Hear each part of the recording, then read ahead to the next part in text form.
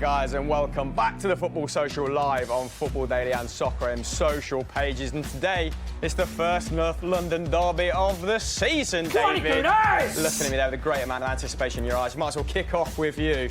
How are you feeling? You were very confident last week and now looking less so, nursing that ball, mate. I've been very confident the whole week, but obviously as game day approaches, you start to get a bit nervous. The palms are a bit sweaty, but I am actually feeling confident. How has this fixture changed throughout the years? Because you used to smack these boys about pretty regularly. It is mental, like, because this used to be guaranteed 6 points, but now it's not been. But to be fair, like last season we got four points, one at the Emirates, drew at Wembley when we probably should have won. Aubameyang missed that last-minute penalty. But yeah, there has definitely been a bit of a shift in power, I have to say. But yeah. So remains ambivalent about the result. Jamie, thank you very much for joining us, Jamie O'Hara. Pleasure. You made your debut, full team debut in the North London derby, so a bit of a baptism of fire. Yeah. There's some new guys out there for Arsenal today, some old heads out there for Spurs. How do you see this one going, mate? And what's it like, this game, this atmosphere? Give us a taste. This game is unbelievable. The lead up to it, everything. When you see this fixture list, you can't wait for it. It's the biggest game of the season. It's a tough one at the Emirates, always has been. Always seem to struggle there a little bit. But I fancy us today, I really do. Once I see Vertonghen starting, Eriksen starting, I think we've got a much better opportunity. But they look good, Arsenal. You know, I've slaughtered them a few times in the past, but actually with the transfers that they've brought in, the players that they've brought in, they look good. And it's going to be a real test for us today. Yeah, of course, Tanguy and Ndombele out. One of those signings, Lo Celso on the bench, but we'll get to team news in a minute because, and this deserves a round of applause as well, it's Patrick Van Straat's first show. Yeah, baby! Thanks very much. He's back. You're welcome, mate. And I feel like you're probably more realistic on Arsenal's chances than Dave. Yeah, I mean, I make a point of it not to be too smug before a North London derby, because something terrible always happens, right? Like, even in the Wenger days, like, yeah, we did used to beat them, but we weren't immune to, you know, the odd embarrassing loss. Result. So I'm just staying calm before the game. OK, I've got some questions for you about the starting lineup in a minute, but last but not least, it's William Bradford. And Dave Jackson's dad is in the gallery today, so you do have someone to talk to Birmingham about after the stream, all right? Okay. Don't want to hear any championship chat. No, of course, I'm kidding. Talking of chat, how do people get in contact with your fine self? Get involved with the show at Soccer AM, at Football Daily, with a brand new hashtag, baby. It's at TFS. Get involved, and we'll get the best questions to the panel. Very close to that Welsh team, TNS. But, you know, we're going to roll with it. Maybe we should sponsor them. A little thought. Sponsor them. Maybe not. Maybe a conversation for another time, Will. Let's check out the results from yesterday. Plenty to talk about there. They're going to come on screen now, I imagine. Yes, here we go.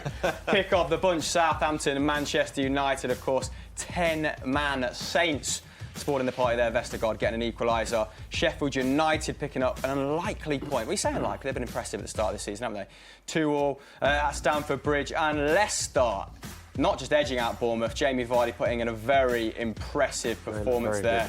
And look like outside, you know, the outside bet to finish in the top 6. Top 4, Jamie. I'll definitely get you to elaborate on that in a second. However, there was another game today and it was action-packed.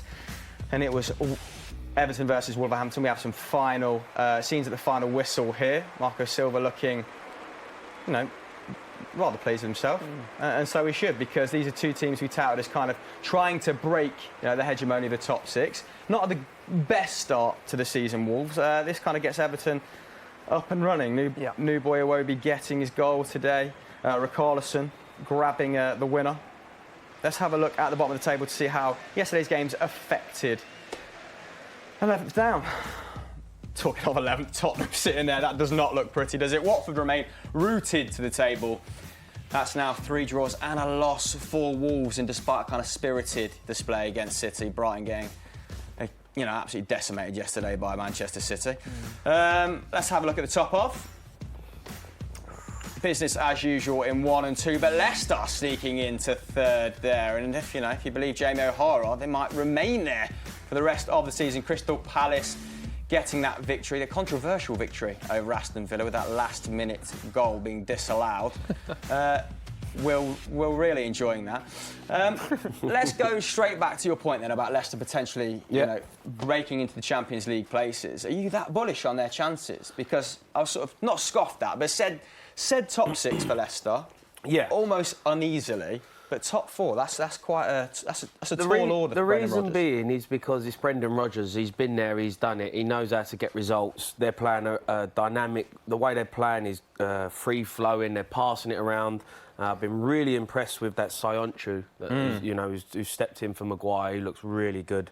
And I just think they've got a real good side. You forget the fact that they've still got players in that team that won the Premier League. You know, Vardy is still a massive threat for them up front. And I think now with the way that they're going to be playing, I genuinely believe if they keep getting results like that, they're going to be tough to beat.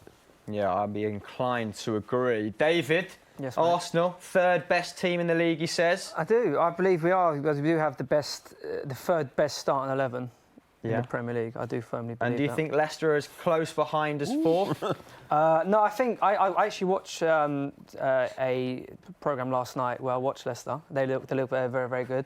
I just feel... programme last night? Did you watch the game? No, I didn't watch the game, but I don't know if we're allowed to say what show it was. Right. So I thought Leicester were very good. As you say, like, particularly Vardy, he looked sharp. He looked almost like the Vardy that won the Premier League. But the fear with them is if Vardy gets injured, their backup strikers, maybe 10, 15, 20 goals, that's going to get them into the top 4. But I think they'll be right up there in terms of top 6. That is true. They're going to need a big season from Jamie Vardy to kind of, get into the top 4. Patrick, that means that Tottenham, Chelsea, United have to miss out. Do you see that happening at all? No. Like, Leicester, I don't think they'll finish in the top 4, but they're extremely dangerous. I think they'll take points off most of the top 6 this season. I think they're the best side outside the kind of traditional big teams. What I liked about yesterday was that Rodgers has been quite conservative at the start of the season, playing Ndidi and Chowdhury together, like 2 aggressive ball-winning defensive midfielders. And yesterday he dropped Chowdhury and relied on Maddison, Tielemans and Ndidi as a 3. A little bit lucky that Tielemans didn't get sent off, because probably should have been sent off early in the second half. But Jamie Vardy's first goal is absolutely unbelievable. Goal, I think Leicester are great because Leicester are both good and fun, and they compete with the top sides while playing good football. They're not going to Burnley it, and no disrespect to Burnley, but like I would prefer to see teams beat big sides the way Leicester want to do it. Yeah, I think they probably learnt from that first 45 minutes against Chelsea, where they maybe gave them a little bit too much respect. Yeah, I completely agree.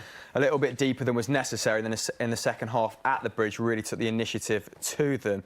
William, I want your thoughts on the top 4 as well. Where do you think Leicester are finishing? Well, I've actually had it documented on text and video that I said Leicester would finish the top 4 and you called me an idiot. So that does sound like something I would say. Yeah. So I've put my cards out there already. I think they'll be up there. But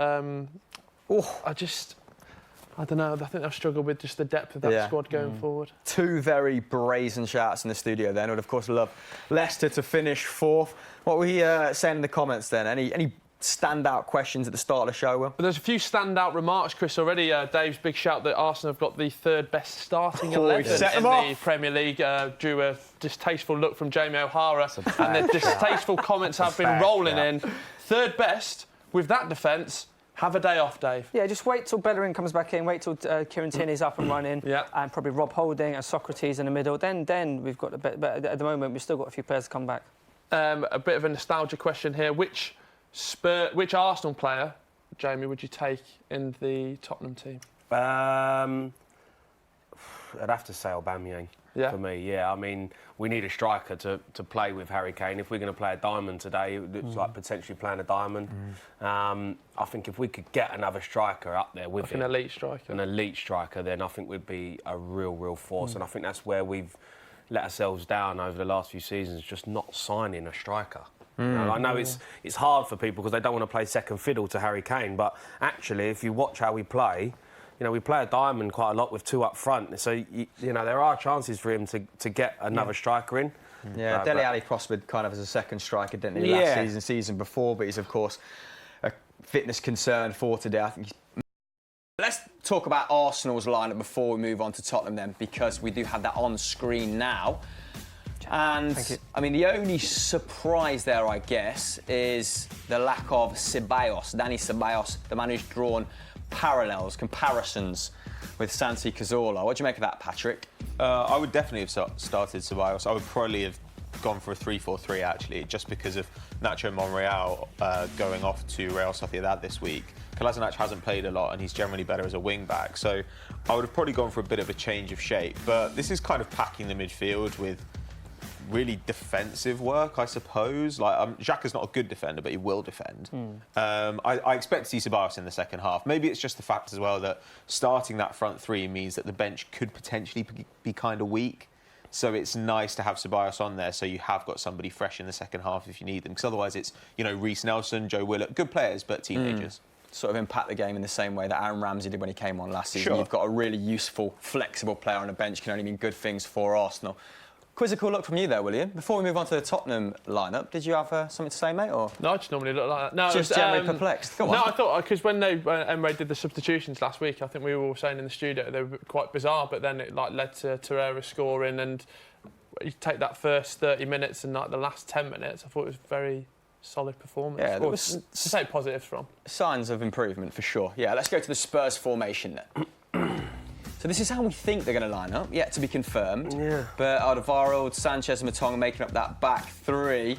And the forward three is pretty much business as usual. But the big talking point, Jamie, Eriksen in midfield returns after talk last week of, will this be his final appearance for Spurs? And he looks pretty important in the complexion of that midfield four. Yeah, I mean, he's huge for us. You know, he has to start. I've gone on about it all week. Vertonghen and Eriksen need to be in the team. You know, whether what's going on behind the scenes is obviously something that people are not happy about. But he's a player that you need to have in your side. And, you know, he makes things happen. He gets on the ball. It's going to be... I'm actually really interested to see if they do start like that 3-4-3, because I think if they play 3-4-3 and you've got that back four of Arsenal's, I think you could really hurt them early doors. You know, with Lamela, Kane up there, I think we've got a really good chance. I wasn't confident going into this, I'm not going to lie, but now I've seen the teams and Eriksen's in there, he's a big, big player for us. Huge player. Well, it could be a bloodbath, couldn't it? I'm sure Arsenal's forward line are looking at Sissoko, exactly. right wing back as well, and thinking we can way, get at him here. Well, if you look at their back four, I mean, come on, you know, it's not the back four of Arsenal have used to have. You know, it's calamity at the back, really. Isn't it? You're going to get chances. Yeah. David Luiz will give you a chance. You know, Maitland-Niles has not been great. He looks all right. Yeah, certainly He'll going give you forward, a chance. yeah. Going forward, you know, but defensively. Yeah. And that's why I think they've played a defensive-minded midfield, because I don't think they're confident with that back four behind them. Yeah, just to make up their shortcomings. shortcomings. I mean, talking of calamity, how calamitous would it be if Eriksen left before the European transfer window slammed shut tomorrow? I think that would be a major, major loss for us. Yeah, that can't happen because we look not great without him. You know, and the problem they've got is obviously there's something going on. We don't know the contracts and all that what's going on behind the scenes. He's probably our best player, so you can't expect to... You know, we've just played in the Champions League final and we've started the season. Vertonghen's not playing, Eriksen's not playing. And I'm looking at it thinking, Trippier's gone, Danny Rose is at Watford training ground, and I'm looking at it thinking, well, hold on, we've just been in a Champions League final. We should be really kicking on now and signing proper top players. And then there's talk of losing Eriksen. So I've been a little bit... Miffed. A bit miffed, you know. But hopefully if we keep Eriksen, Vertonghen's back in it, now our season can start. Because when you talk about Pochettino and these key players, he's almost built up a kind of cultish reputation there, and that players will, you know, run through walls for him. Then you hear of this kind of disharmony at the start of the season, and it is a little bit puzzling. Trippier saying there was things going on behind the scenes when he left. Do you think that's more to do with contracts, like you said, or the manager wanting him to kind of change personnel or bring fresh faces in? I don't think it's to do with Pochettino. I don't. Really? I think it's to do with, you know, Daniel Levy and the contract and how they do business. They're very structured in terms of the contracts that they give out Tottenham. You know, they won't pay the big money and they won't put you on the big contracts. You have to earn it there. And the problem is you know, as you're seeing, is that with Eriksen and Trippier and that they're top players. So big clubs will come in and will give you the 200 grand a week. You know, but Tottenham are not going to do that. So I don't think it's Poch. I think he's getting frustrated with it, and I think that's why we'll still get results and we'll still look good, because they'll fight for him. Okay. But hopefully they'll sort it out.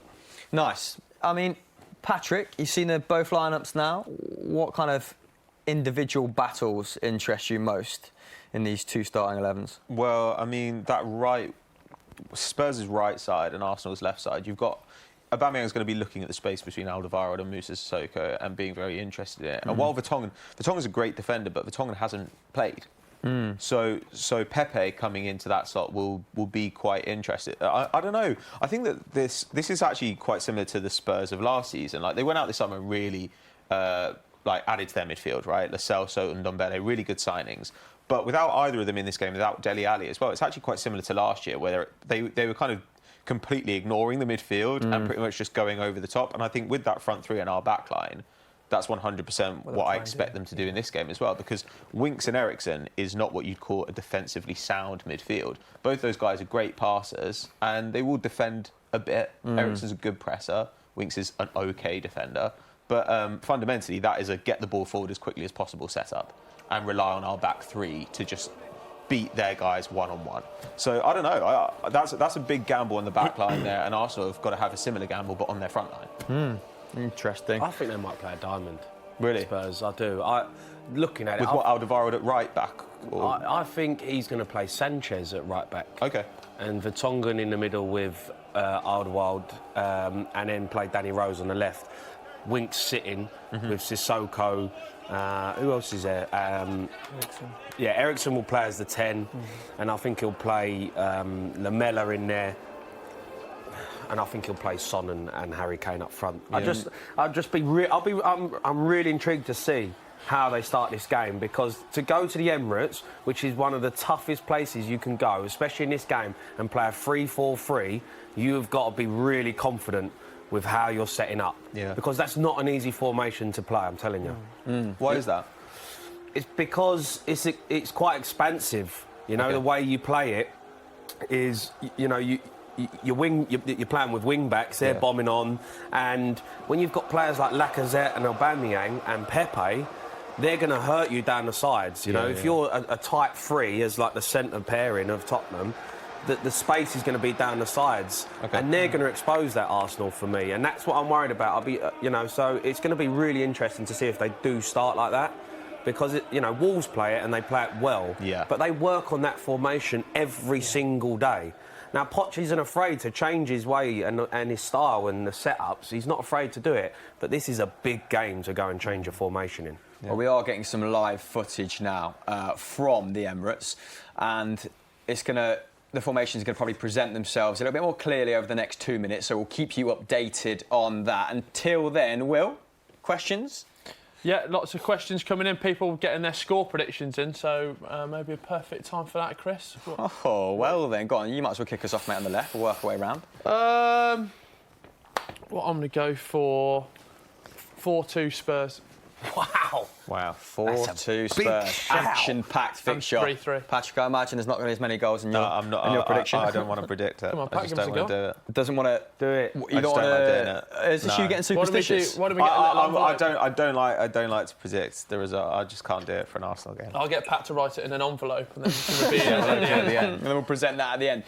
OK, I mean, the Spurs formation is coming on screen now, so we'll give you clarification on that. It does look like a diamond, yes. So 4 at the back with Sanchez playing right back. Harry Winks the base of midfield. Sissoko, like you said, probably part of a very kind of narrow two-man midfield. Unai Emery heading out onto the pitch now. He likes your that score diamond. prediction?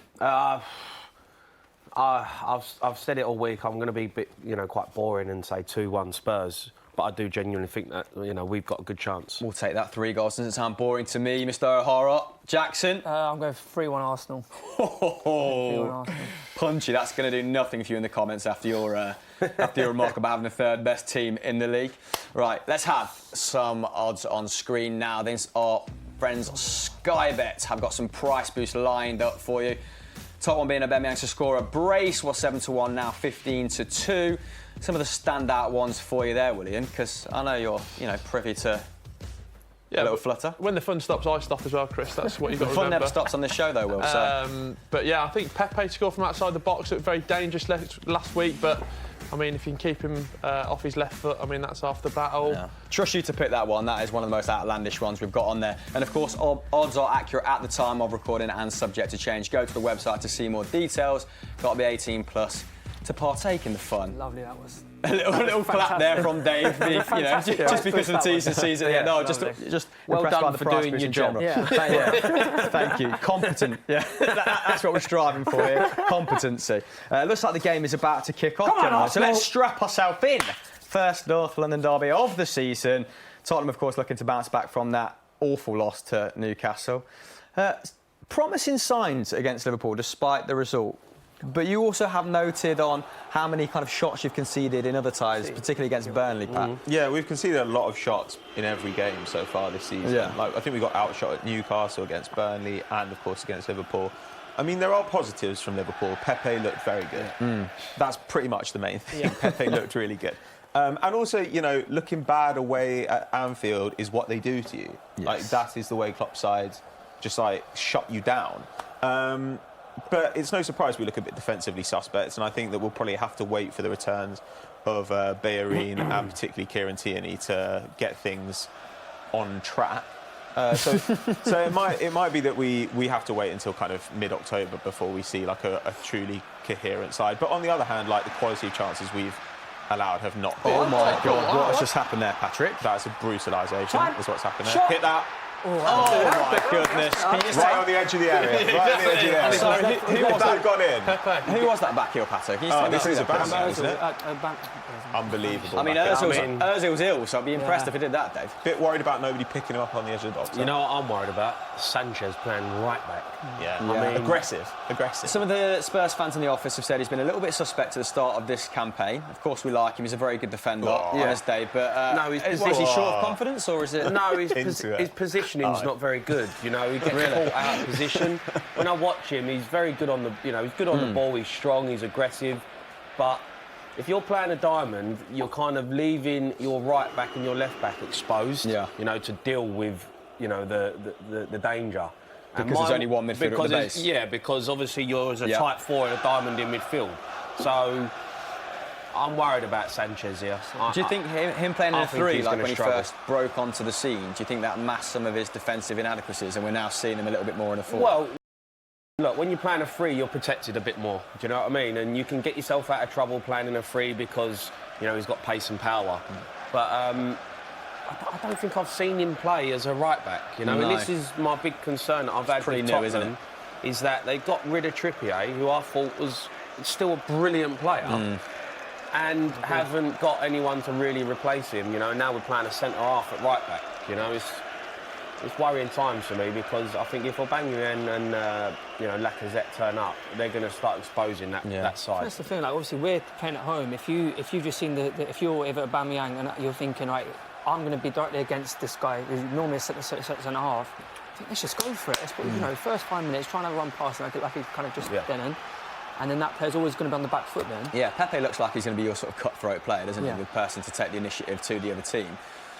You're just hoping, Jamie, I guess, that Sissoko plugs some of those gaps on the right-hand side because he is an absolute he's engine, an animal, isn't he? Yeah. He's an animal. And you know what, it might be, but you can see straight away they're stepping into that space on that side. On the right. You know what I mean? When Guendouzi picking up the ball there, that's a bit ominous, isn't it? Guendouzi's picking it up. They will, you know, they will try and expose that side. It might be a masterstroke from Poch because he knows Aubameyang's going to play off that side.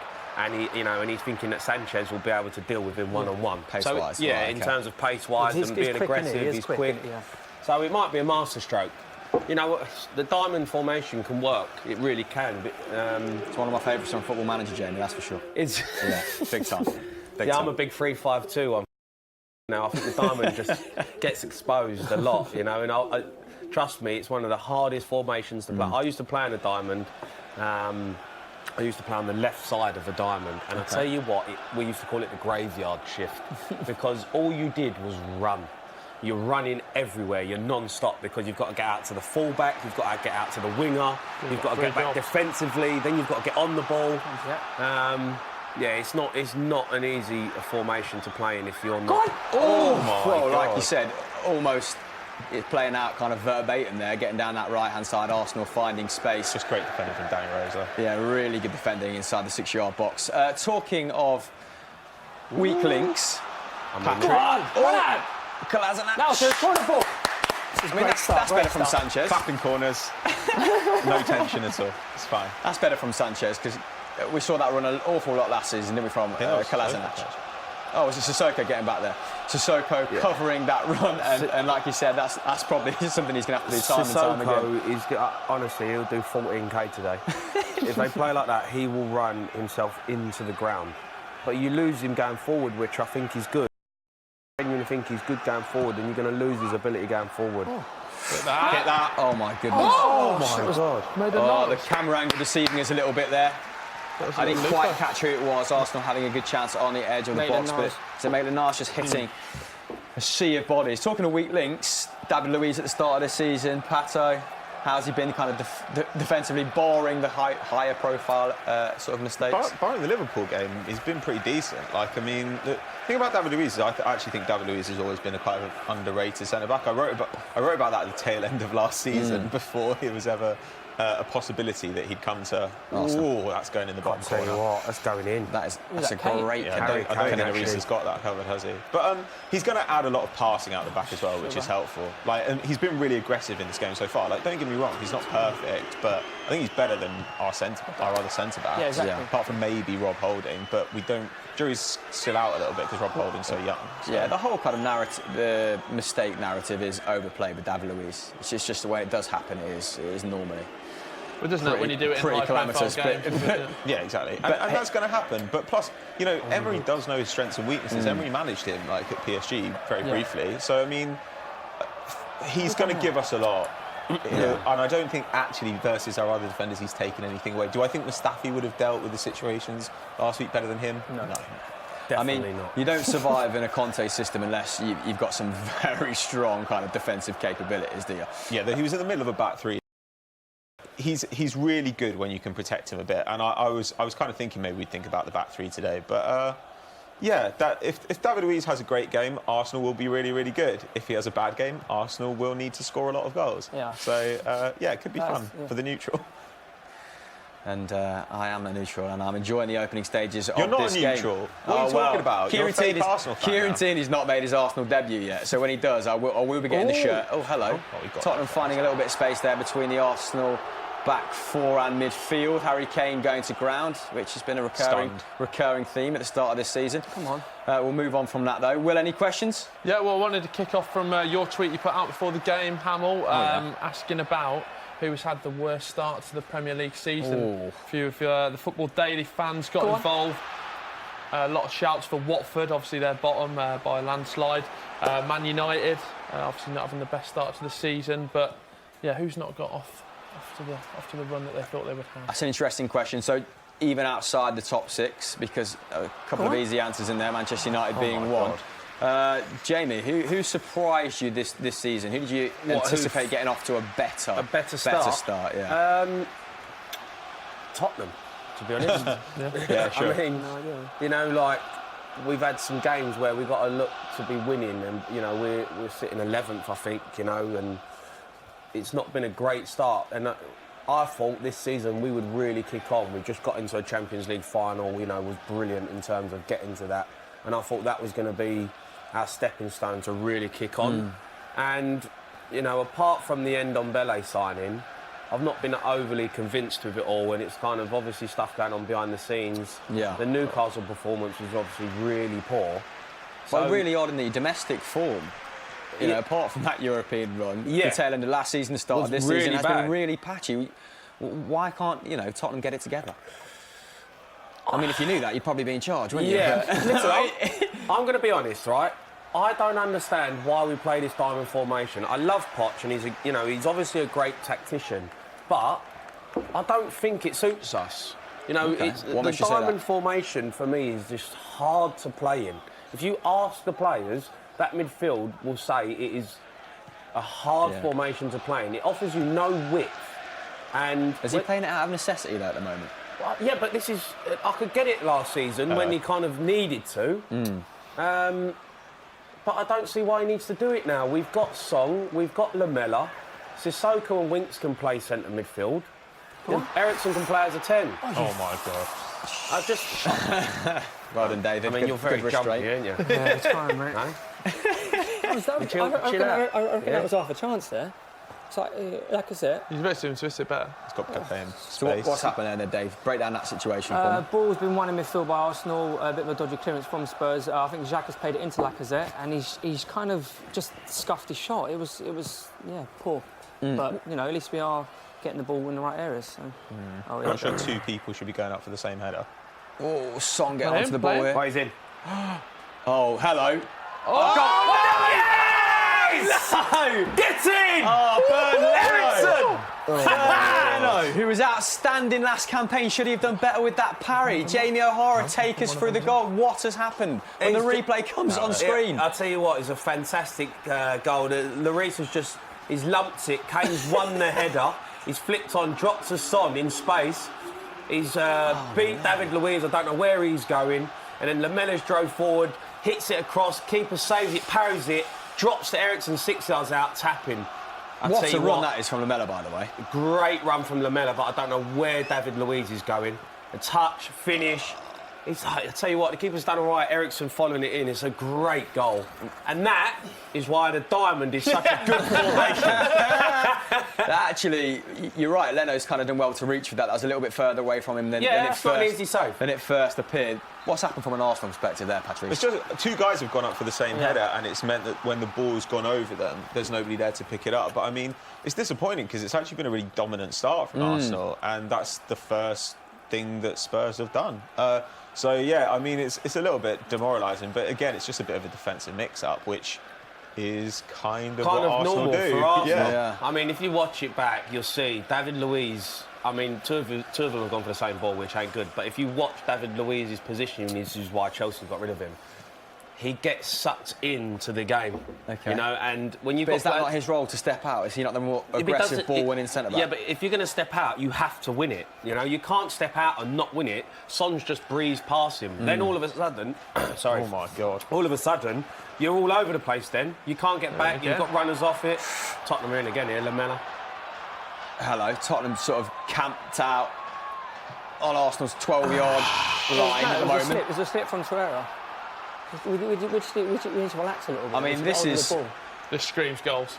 It very much does well. And do the people in the comments agree with us? Because we could be in for one hell of a game, William. Well, you can imagine most people are not the happiest with David Luiz. Obviously, he doesn't get the best treatment, but when he's making mistakes like that, there's a lot of people questioning the signing to shore up the defence, that's for sure. I mean, for £8 million, it was an absolute steal towards the end of the window, and like Pato said, is it a steal though?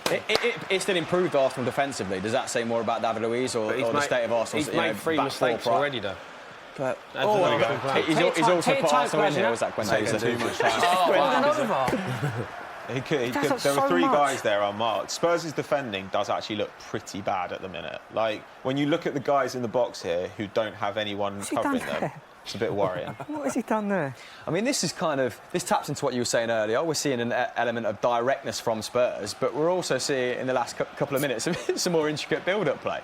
And I don't know. Does this happen without Christian Eriksen? Have we seen any build-up play from Spurs yet? Progressing the ball to the 12-yard line there before Torreira won it back, that was pretty nice. No, that was but that was because somebody slipped at the right-back zone. I think they are playing quite directly. But the weird thing is that Spurs' success has always been built on a really strong defence under Pochettino, and the defence has been quite poor so far this season. Come on, Arsenal. So, hopefully, they've got to hope that Vertonghen coming back in really shores that up, because the strength of Spurs has always been how difficult they are to score against. Because their defensive personnel are incredible. So hopefully Vertonghen will do that for them. What's he done there? The one thing you've got when... I know, I dig out the diamond formation. I feel like this is going to be a recurring battle, you versus the diamond formation. No, but I'm going to give you the positives of it. When you win it, you have men over, and if you play direct, which Tottenham are doing, and to be fair to Poch, he's brilliant at it. If you look, you have runners off the ball. That's why Eriksen can get up the pitch, Lamela can get up the pitch, and that's why Eriksen's got a tap in, because you're in the game all the time, because it's really central. If it goes out wide, that ball, to a winger, you get time to, get back in, defend, the cross. But when you play in a diamond and you actually do win it in midfield and you break the lines... Easier to overload, It's easy to overload, and you can. And that's why it looks like Tottenham might sit in and play counter-attacking football. Once they get through Arsenal and they play direct, they'll be in big trouble. That was poor there from Spurs. Having watched that back, I actually think that the bigger error in that Spurs goal is definitely Socrates. Yeah. Socrates goes... Xhaka is up for the header. Xhaka's a big guy. Like, Socrates goes up and tries to go over him. In the other half. The Spurs player nods it on, and then where Socrates should be, he isn't, which is why David Luiz has to come over. He's always going to get beaten for pace by Son. Don't get me wrong, it's not good from David Luiz, but Socrates started that with a bad decision. But some blame there to be attributed to others as well as David Luiz is often the fall guy, isn't it? Oh, Christian Eriksen there with a rasping effort. He's like basketball to me, isn't it? I know, yeah. This is far too easy to get up there for Spurs. This is absolutely breathless in the opening 15 minutes. And by the way, Christian Eriksen, the first Danish player to reach 50 goals, I think it was. 50 goals? 50 goals. 50 goals in the Premier League. Yeah. He's a world-class player. Just a little tad bit of information there from the gallery, just in case you want any Danish-related stats. We'll keep that stuff coming all day, all right? Right, Arsenal, down the right with Maitland-Niles. And you think when Hector Bellerin's fit and Kieran Tierney's fit, they'll slot straight back in, or is it going to be a process of bedding them in, Pat? Or they'll be rushed back because of these defensive frailties sort of thing? Do you need them like now, or...? It depends what the defence looks like in other games. Like, I mean, the defence was pretty strong against Newcastle. It was all right against Burnley, except for a deflection. Like, I mean, and those are the games that will decide it, really. But you can't rush fullbacks back. It's just too taxing a job in the modern game. So... Especially with Bellerin coming back from a knee injury, like you can't just chuck him back into the side. It feel a little harsh on Maitland-Niles as well. He looks like he's kind of growing into the role despite being brought up as a midfielder, right? Oh, he was excellent against Newcastle, really, really good against Newcastle, and good against Burnley as well. He's better as a wing back than a full-on right back, as you'd expect. But yeah, he's done a good job in difficult circumstances. I still look forward to us having Hector Bellerin back into the side. Yeah, for sure. I mean, you could potentially be a different side with fullbacks with profile like that. Oh. There we go, Arsenal building. Classic quick break. Arsenal building from the back. Pass it backwards twice. So, this fixture, and obviously, read this morning that you were training with Arsenal originally before you signed for Tottenham, so you got experience kind of in both setups. Yeah. Did this mean the most for you as a fixture as a professional footballer? Yeah. I mean, this is the big one.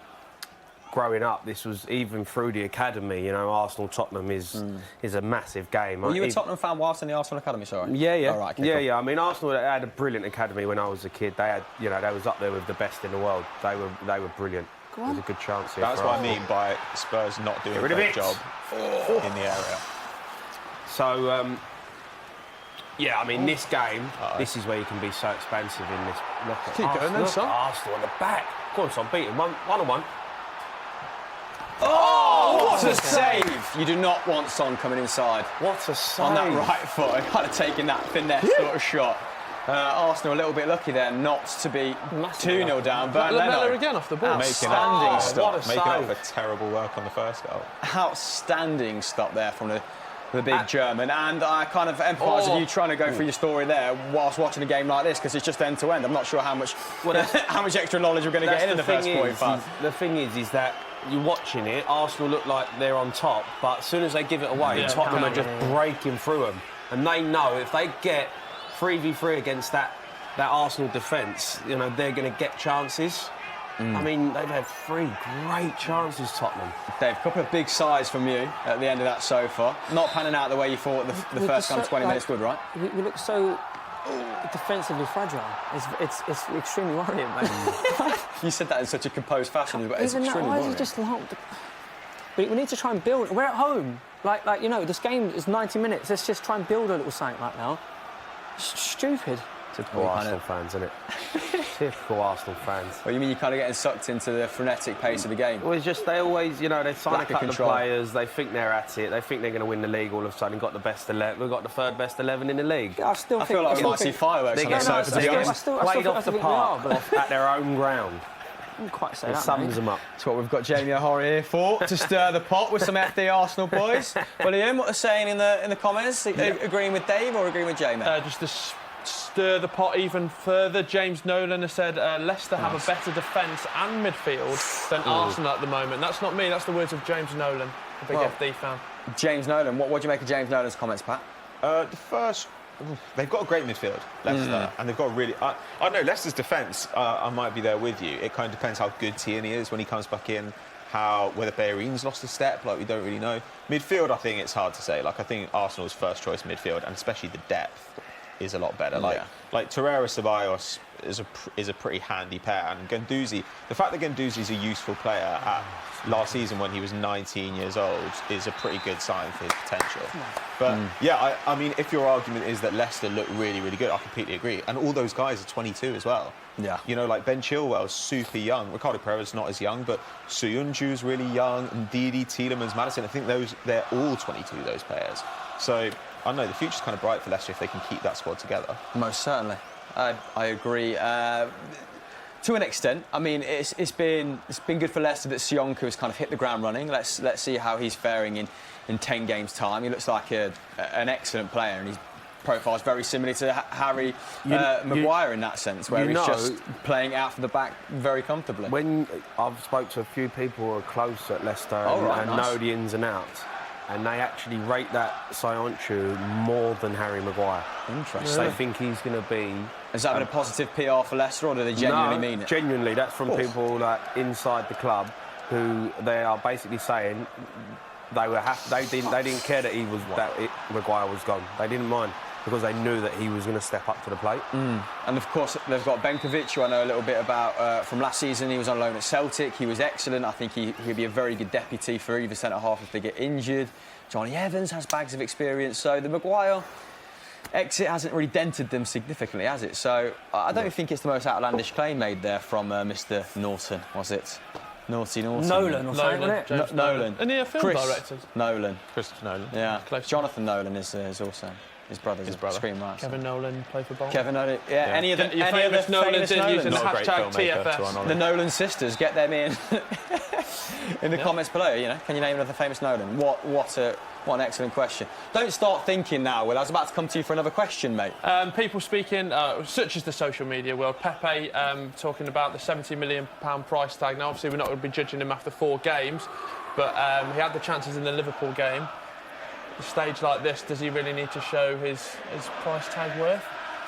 I mean, the fact he was generating those chances is great in the first place, isn't it? The fact he was there and he was causing them danger is a big plus. Pat, I imagine Arsenal fans are pretty pleased with his start. It'll be a weird kind of time to question the way he's adjusted to the Premier League, right? Yeah, I think it's quite hard to... He was very good against Liverpool. Yeah. Like, yes, he missed the chance, but he also created that chance by himself. Like, so he definitely looks like he's going to be a really good player, and he was pretty much the only player who got much of anything in that game. Yeah. He was really the danger man. Yeah, obviously you want him to be making a difference in these sorts of matches, but like... Fundamentally, Arsenal also need to beat up on the smaller teams, which they used to do. Can he? Oh! Who's that? Danny Rose jumping. Danny Rose has made some last-minute interventions in this game. fantastic, They're just that. unbelievable. Well, the man that Pat was just discussing there, Nicolas Pepe, almost getting in the back post. That's a great cross. That is an awesome great ball. ball. Sanchez again, though, getting beat. Rose, so good. Aubameyang just literally staying out in that space. He's going back across hitting it goal. back stick. I tell you, Danny Rose has done very well there. He has. He's just made himself kind of big there, hasn't he? Without conceding. It's that, I'm telling you, the handball. that it's going to be an issue. Corner, Danny Rose. Oh! What an effort. What's happened there, Dave? Lucas Torreira. Yeah, I think that Gone went. off for a Is throw that, in. has the camera angle done us in? Yeah. I think this has gone close to the corner flag. Boom. Oh, It's not that bad. He's absolutely John O'Shea, who's, Had of to hit course, it. you know, on the show. What a gentle giant that man was. Do you remember that shot that went out for a throw-in, infamously? Yeah. No?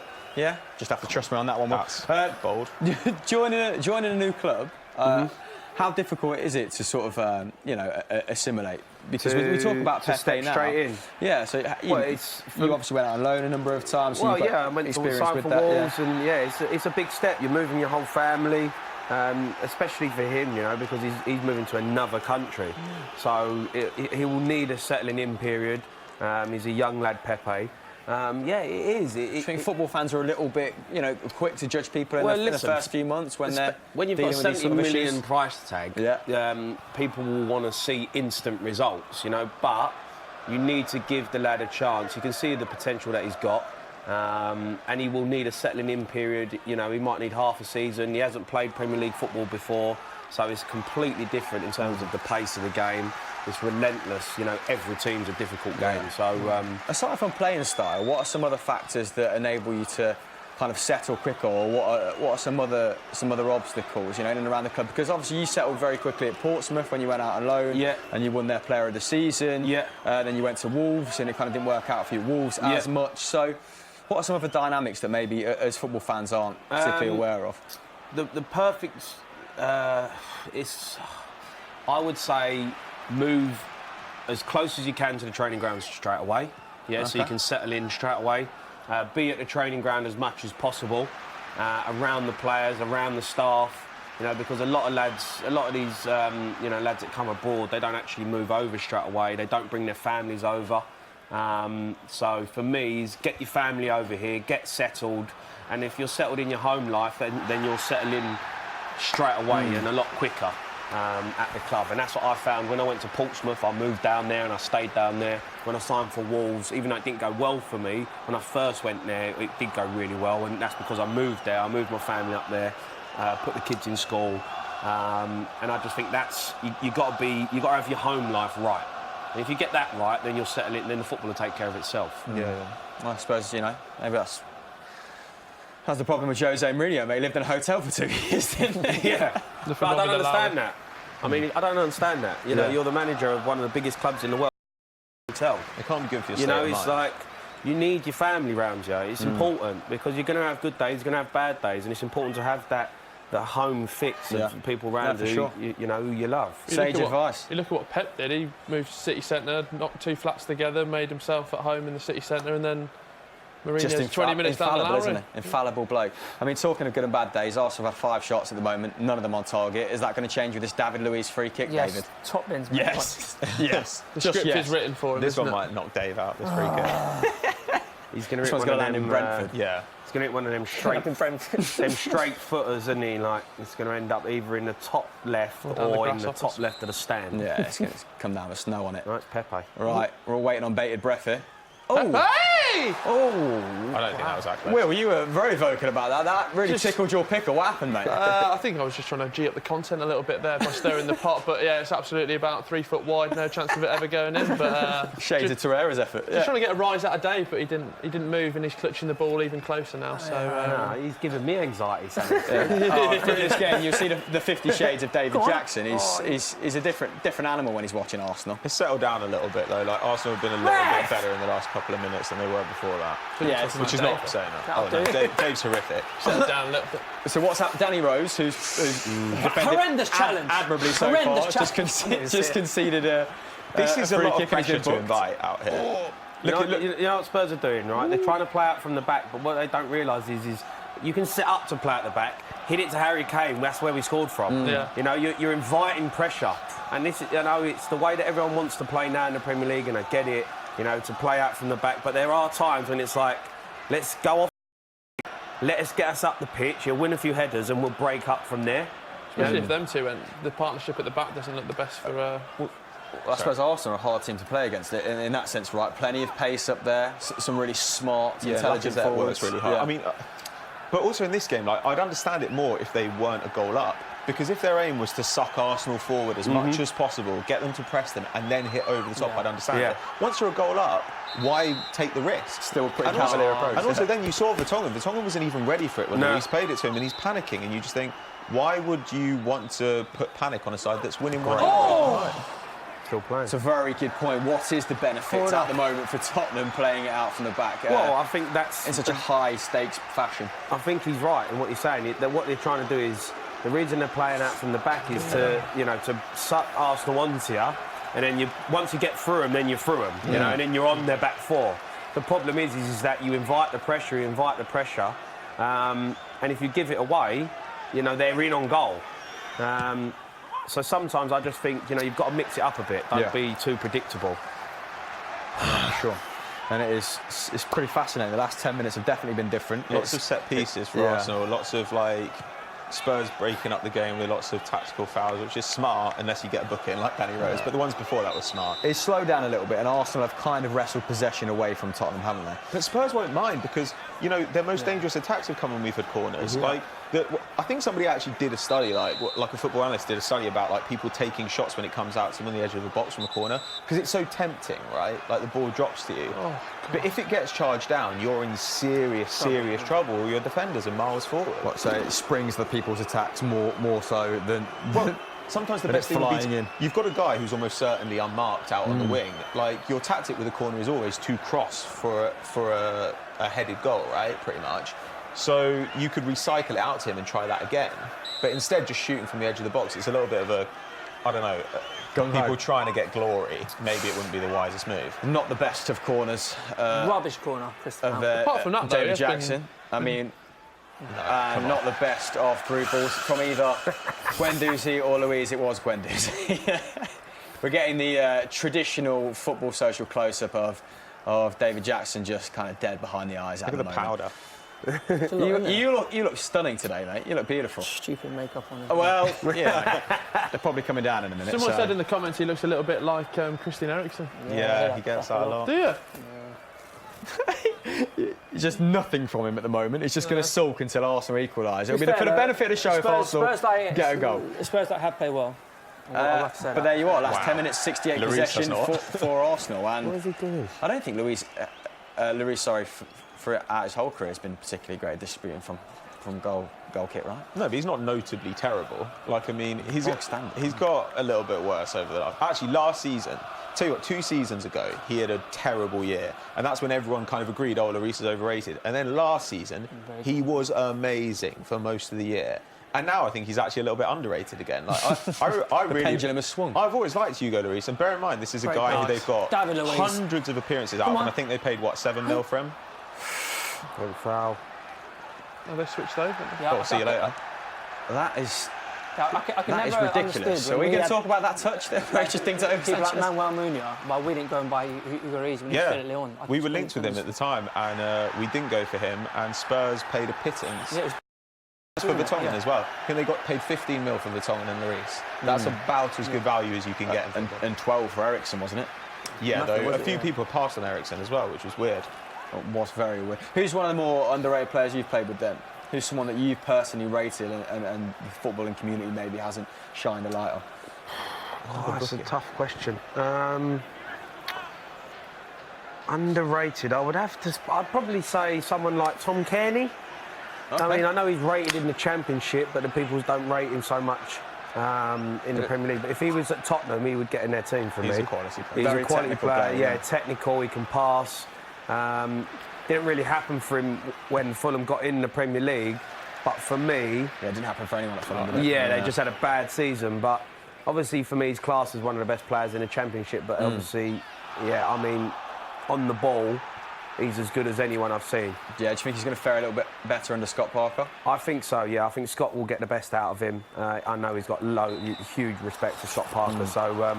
but it's hard to say underrated players, because I always think if you're playing in the Premier League, you're there. Do you know what I mean? You're not underrated. And I think a lot of people say I hear people talk about, oh, he's rubbish. And I'm telling you now, you ain't rubbish if you're playing in the Premier League. No rubbish players play in the Premier League. What was it like going down to the Championship? Because we had Myler and Heskey on last week, and they were saying that you go to Old Trafford and the players look at you and they give you time because they're just like, do something with it. Yeah, yeah. But then when you go out to the Championship, it's just the pressing is incessant, the energy is incessant. Did you find that when you went kind of to Wolves and to Portsmouth? So I actually found it easier to play in the Premier League than the Championship. Which is so counterintuitive, isn't it? Because, as you said, you get time on the ball in the Premier League because they know you're a good player. Oh, good chance for Arsenal. See, but look, overcommitted again. But yeah, I mean, this is the problem. Nice. Oh, well, was that Socrates? He got to it. I mean, he kind of jumped and then somebody arrived, but that was just as well. I mean, his leading foot was like a cricket bat there. He could not have gotten any straighter. Harry Winks now. Harry Winks a good player, you know. He's in the England squad. Is he in the England squad? Yeah, he is. Yeah, I think. I mean, he's probably people say that would say underrated or, you know. I think he's a massive, massive player for Tottenham. And I know people say, oh, yeah, but, you know, he doesn't make things happen, but he keeps the ball. And you can't score without the football, you know. So for England, I think he should be starting for England, Harry Winks. I genuinely do, as a sitting midfielder, getting on the ball, making things happen. Yeah, really but going back to that in the Championship, it's 100 mile an hour, so you don't get time on the ball. But I remember when I've played at Old Trafford, played at the Emirates, they know you're a good player, so they're not going to jump in because you'll just beat them. So you get time on the ball, they give you that respect. Yeah, we say that, but in this game, yeah, not this game. flying in each other. I suppose there's that added spice, isn't there, of the derby? Yeah, this game is you don't get time on the ball. People keen to make an impression. There's some new faces in there. Thoughts 35 minutes in, Van Straats? I don't think Spurs will be happy they're in the lead, but I'm not sure Pochettino will be happy with some of the defensive situations. But Spurs will be happy with the overall flow of the game. Arsenal have just got to hope that they can finish one of these half chances they're getting. You're getting a little bit of joy in wide areas, aren't you? There's been some really nice deliveries. It's not like there's no danger. Like, it's not. There are games Arsenal will play where we will just pass it around in a U and there's no danger the whole time. But that is not the case here. However, there's danger at the other end constantly too. Go on then. Oh, Harry Kane. Oh my God, are you serious? Oh, God, across the box, he's in. Shades of the first. Go! No, why did he not hit that? Shades of the first goal there. Burn Leno tips and Why did he take a touch there? Just wide enough on this That's occasion. absolutely incredible from Lacazette, by the way. And Lacazette's turned 3 men into terracotta warriors of the pitch. OK, we've got the thoughts of Van Straat in 35 minutes in. Thoughts of the fans, William? Yeah, lots of people still picking apart David Luiz's and mistakes from earlier on. And still people picking apart Dave's comment that Arsenal were the third best starting 11 in the Premier League. Not my words, those are the words of the loyal Football Daily and Soccer AM fans there. Questions coming in thick and fast. Obviously, we had the Champions League draw in the week. And which English club do we think had the best draw out of that? Obviously, there's no easy draw because it's the Champions League, but some more favourable teams in groups. There's some fascinating draws in there. Should we start with your club, Jamie? It's too much. We got Bayern Munich. Who was the other ones? I can't remember. Yeah, I mean, there's no easy games, let's be honest, in the Champions League. Olympiacos and Belgrade, I think. Yeah, that's it. Yeah, yeah. I mean, I think it's a good draw. It's a good draw for us. There's a big team, obviously, Bayern Munich, but I'd fancy us to get through that group. Yeah. I don't think we'll do the heroics of what we did last season, because that was just insane what we did. But yeah, I mean, it's important that we just get in the top 4 again this year. I think we should try and win a trophy, you know, try and go for a League Cup or an FA Cup and really go for one of them. You know, I think it's time that the fans deserve a trophy. And I know we've tried to establish ourselves as a top 4 football club, which is important, but, you know, you want to win trophies. Has that been at the expense, I mean, we say at the expense of cup runs, but you went to the Champions League final. Domestic cups, has Poch generally fielded a weaker side then? It's not something I keep tabs on Spurs. It's definitely in the League Cup we were weaker. I think the FA Cup, you still play your strongest side, but I just think the emphasis is on the Premier League, and as much as, you know, it doesn't matter what team you field, when you're constantly thinking we've got to get top 4, you've got to get top 4, you just want to, you know, you want to get into that, into the top 4, you know, and you take away the way that you'll look at the other cup competitions. As you were taking us through, you know, Spurs' chances in the various cups there's just a slow pan up from the ball to Dave's face as he looks at this. Oh! Tottenham free kick, which Burn Leno has parried wide in much more convincing fashion this time. Guendouzi's kept in. But Spurs have put it back in a dangerous position. Well, what's going on, mate? They're all over them, Harry Winks. You're in. Son, go on, you're in. It's a penalty, ref. He's giving it. Yes! He's giving it. Yeah, Atkinson has given it. It's all going wrong for Spurs, for Arsenal, sorry, at home. Surprise, surprise. Has he already been booked as well, hasn't he? No, I don't think he has. I don't think You know what it Arsenal is? players have been That comes from the free kick where we've kept it alive, won it back. Jack, what is he doing? It's a bad pass from Son as well. It's a... That's reckless, isn't it? That's reckless. Is that going to go to VAR? There's no need, is there? Big moment, I think this is 2-0 at half-time, guys. My 2-1 bet's looking good, isn't it? When the fun stops, Jamie. So, Harry Kane, who, up until this season was a notorious slow start, one of the most boring narratives in football. And here he has a chance to add to his Premier League goal tally with a penalty against Burnley. No Leno's hands so far in this game. He'll smash it, he'll pass it It's a back big to moment. him. There's a parry up and coming. No, this is going straight Here we go then. Harry Kane steps up. Quite a short run up. Very good at penalties, hasn't he? Yes! 2-0 to Tottenham in the North London derby after 40 minutes away from home. Don't really fare very well here traditionally, but in control now, Jamie. I mean, last time they were 2-0 up away at the Emirates, we beat them 5-2. So it's fine. There is that. And that's We're exactly playing why so he's here, poor, to man. extinguish the hopes of Spurs It's fans a great everywhere. penalty. He's good at penalties, Harry Kane, isn't he? He doesn't miss. What's Xhaka doing though? Idiot. It's an absolute moron. Why is he? Well, I don't know why he's playing, but is what it is. Dave, do you want a bit of background information on penalties in the North London derbies? Go on, mate. It's the 19th, mate, of this fixture, the most Is in it? any Oh my Premier League good fixture. God. I mean, Does that make you feel better at all? It's just so stupid. It's criminal that from Xhaka. That what is he doing, jumping in there? You can't do that. Son's, Son's got good possession of the ball there in the box. He's going to lay it off. Outside the box. Why is he doing that? Yeah, it's criminal. He's been bought in, like you said, Pat, for his Passing, really. his versatility to an extent, but Spurs, I don't know why Spurs are being quite so aggressive. There's no danger there. They've got a bunch of yellows at the moment. It's a bit worrying. So I don't know. The thing is, Arsenal need a goal pretty soon. Willock on at half time? No. I'd expect to buy us a bit more. No, it's fine. We'll get one back for half time. And it's back on. Kane's record is incredible against Arsenal. He was always going to play a part today, wasn't he? His record's pretty good. 10 goals.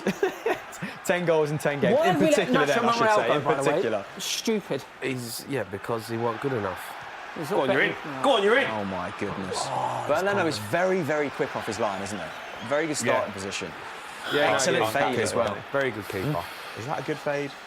We can discuss that for a long time. That feels like a conversation for half time when we go to the VT. It's quite a brutal fade. It's a strong I'll slant. admit, the contrast is stark.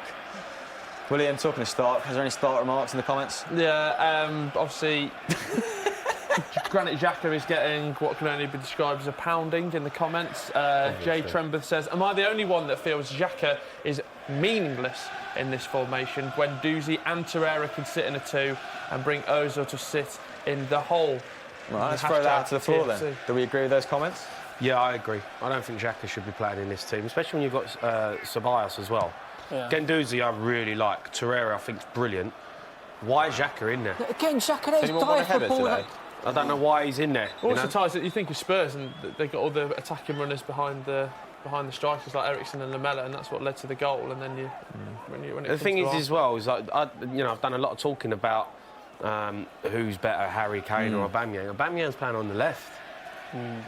He's your best striker. Now I know Lacazette's, he wants to play down the middle, but then you've got your best goal scorer, one of the best in the world, playing left wing. Golden boot winner. I suppose Lacazette's one of those guys that often drops deep to facilitate Aubameyang coming inside, and you want a defensive forward in a fixture like this where it's so frenetic. But he's better down the middle of Aubameyang for me. See where you're coming from. Arsenal need to produce something meaningful soon, don't they? Because it has been a lot of half chances, but down the right-hand side here. And again, it's looked lively. He's Pepe? Oh, good. Wow. That's better, isn't it? Pepe finding a pass inside the box. Who was that with the follow-up shot, Pat? I think. I'm not sure who's going in for. I think Torreira might be going in for the follow-up. Torreira's playing really far forward. Oh, that was Maitland-Niles, setting up Pepe out. Yeah. He's done well to get that shot away, actually, in a lot of traffic. I think the thing is, really good from Hugo Lloris. Spurs have played well, right? But both have got off, for goodness sake. I put my head down to look at the comments, and Spurs are in. Just missed Spurs. Did Spurs win a corner then? Yeah, it's a good thing Maitland-Niles as fast as he is. Any other defender, someone would have been away. Both Spurs goals were very cheap though. Even though the first one, just like a long ball. It's just naive, isn't it? Yeah. But this is the problem with Arsenal, is the defensive frailties that they've got. That they're there to be exposed. Yeah. And they haven't addressed. They thought they addressed it with David Luiz. And it could be a good signing, could not. But at the end of the day, you haven't really addressed the problem. Why another player gone out to him? I suppose it's frustrating. Well, it's frustrating for Unai. I mean, he never looked comfortable, did he? Arsenal have improved their defence meaningfully, but those players aren't available for selection yet, so it must be frustrating for him to hear these things in terms of Arsenal haven't progressed since last season because they've gone and found the right players in full-back positions. But like Pat said, we won't see them until sort of October. They're waiting for Bellerin to come back. And Tierney to come back at left-back. Well, how long's Tierney out for? Who's a much better defender than Should be in full training in a couple of weeks. Couple of weeks. Yeah, so it's not like too long. And David term, Luiz but you've no idea what shape they'll be in when they come back, right? You think though, what we were talking. I was going to make a point on Sanchez. What was you going to say? Well, all the talk was about that exploiting that right back with Sanchez, and apart from that, Yeah, but they are though. They are. If you watch it, He's off, isn't he? Is that Sissoko? Sissoko, yeah. So, If if you're Arsenal at half-time, you are saying, get the ball to Aubameyang on that side of the pitch and don't stop. Every time, get the ball and Overload play it. out there and overload that area. Because for me, watching it, Tottenham have looked good, but the weak area is Sanchez. He ain't a fullback. You know, he's all right. He'd do a... If you're watching it properly, you know, the quality's not been good enough for Arsenal in that area because they should be overloading that area for fun. Well, they got through so much early on. Well, also, though, Danny Rose, who is great, but Danny Rose is booked. Yeah. And so, like, now you're kind of worried about both those areas for Spurs if Arsenal can get there. But to me, it's just bring on Ceballos. Like, Ceballos he's a much better defender than pretty much everyone in the midfield except Torreira. He's a really good dribbler, and Arsenal have nobody in that midfield who's a dribbler. And he'll give you the ball progression Xhaka does. I don't really see what Xhaka gives that Ceballos doesn't. Do you want to go 4-2-3-1? Except maybe height. And kind of bring Aubameyang back a touch and Pepe back a touch. The formation... the formation almost doesn't matter that much. Good parry. Like, It's just phone numbers. Pep says. genuinely, the formation is not that important there. Like, it's going to be the same guys getting forward.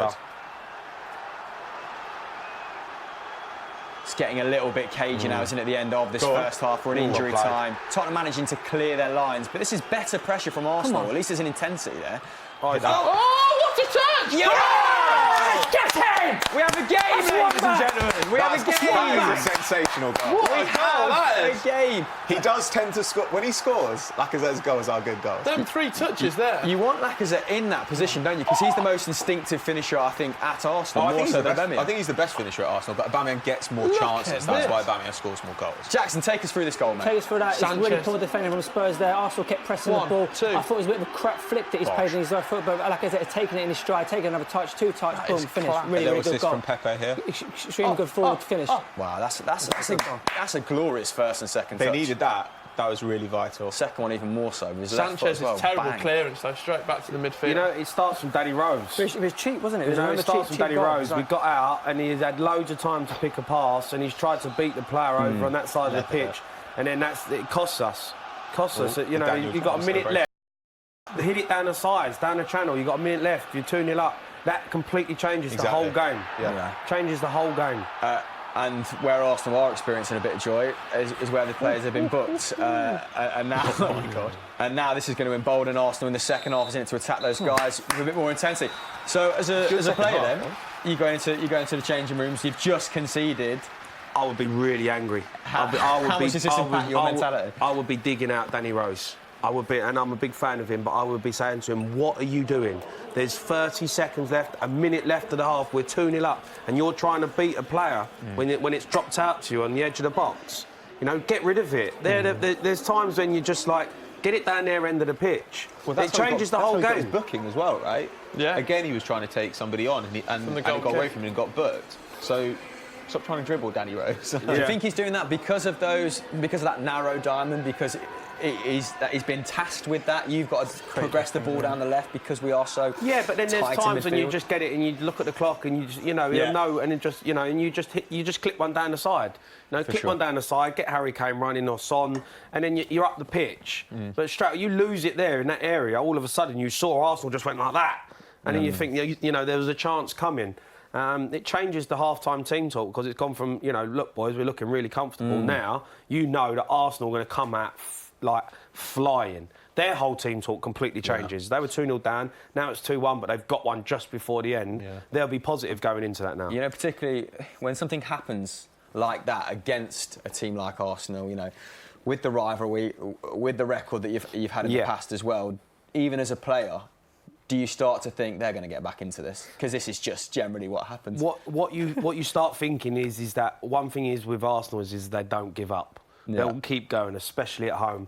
So if you go in now and you're thinking, right, you know what's coming in the second half. Like, you know it's going to be relentless. So they need to, shut up shop, hit them on the counter again, but just don't do stupid things like giving the ball around the edge of the box, and don't be overly confident. Remember, this is Arsenal. They will get back in the game if you keep giving them chances. Well, talking of the game, let's have a look at the match stats. They are on screen right now. So pretty even in terms of attempts, but Arsenal not really testing Lloris out as much as Burnley. Burnley, of course, has had to make some outstanding saves. Let's not talk about corners. And possession's been pretty equal. It's kind of...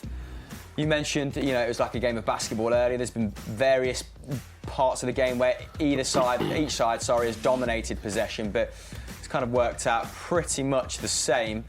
Typical North London derby, this. It's same score as it was in this fixture last season at half-time. Yeah. So how, as a fan, how much does this kind of embolden your overview of the match now Arsenal have scored going into the second half? I think it's probably a slightly fairer representation of the match. I think Spurs have been better, but I don't think they've been 2 goals better. I think 2-1's probably about right.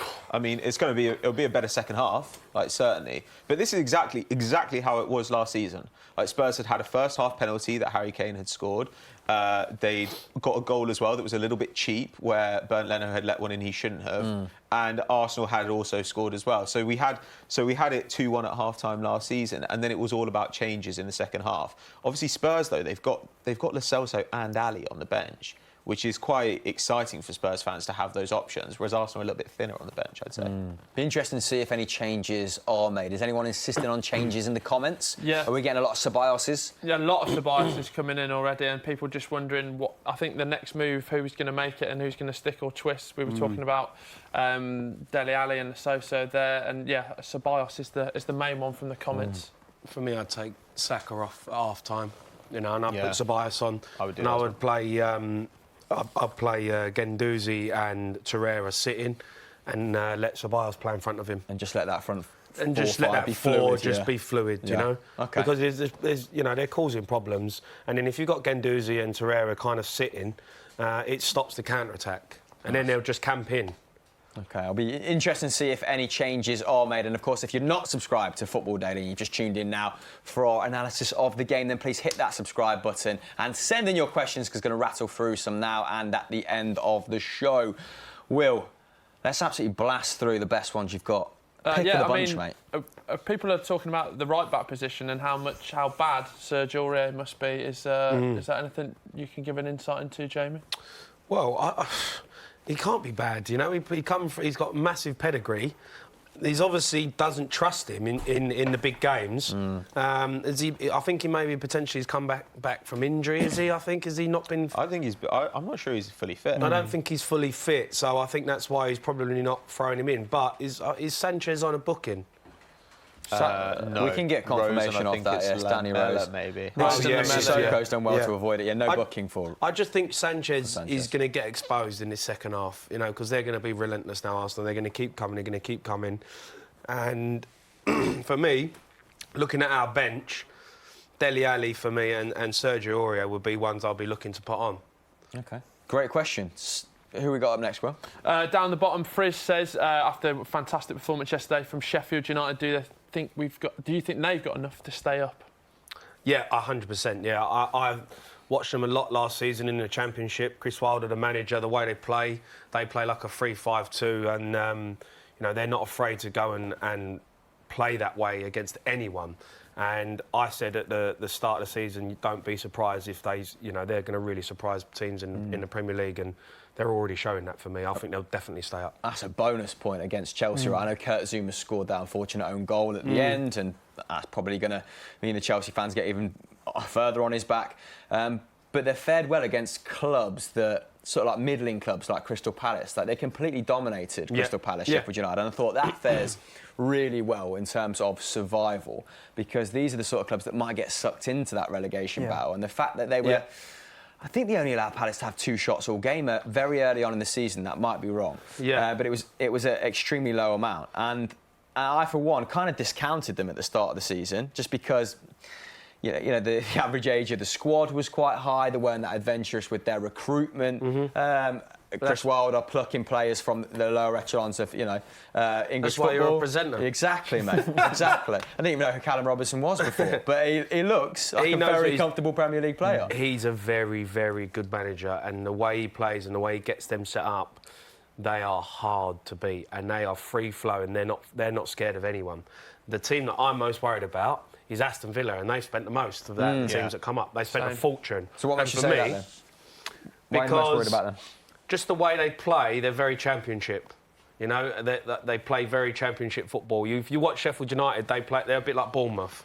They'll play, they're not frightened, they'll keep going, they'll keep doing what they believe in. With me, I think Aston Villa have brought in a lot of players, so that says to me that they weren't happy with what they had when they got promoted, and they knew they needed to improve.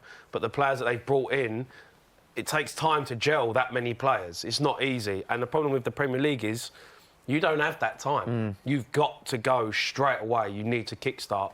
So I think for me, Villa, they could struggle. Yeah, you've kind of echoed those sentiments.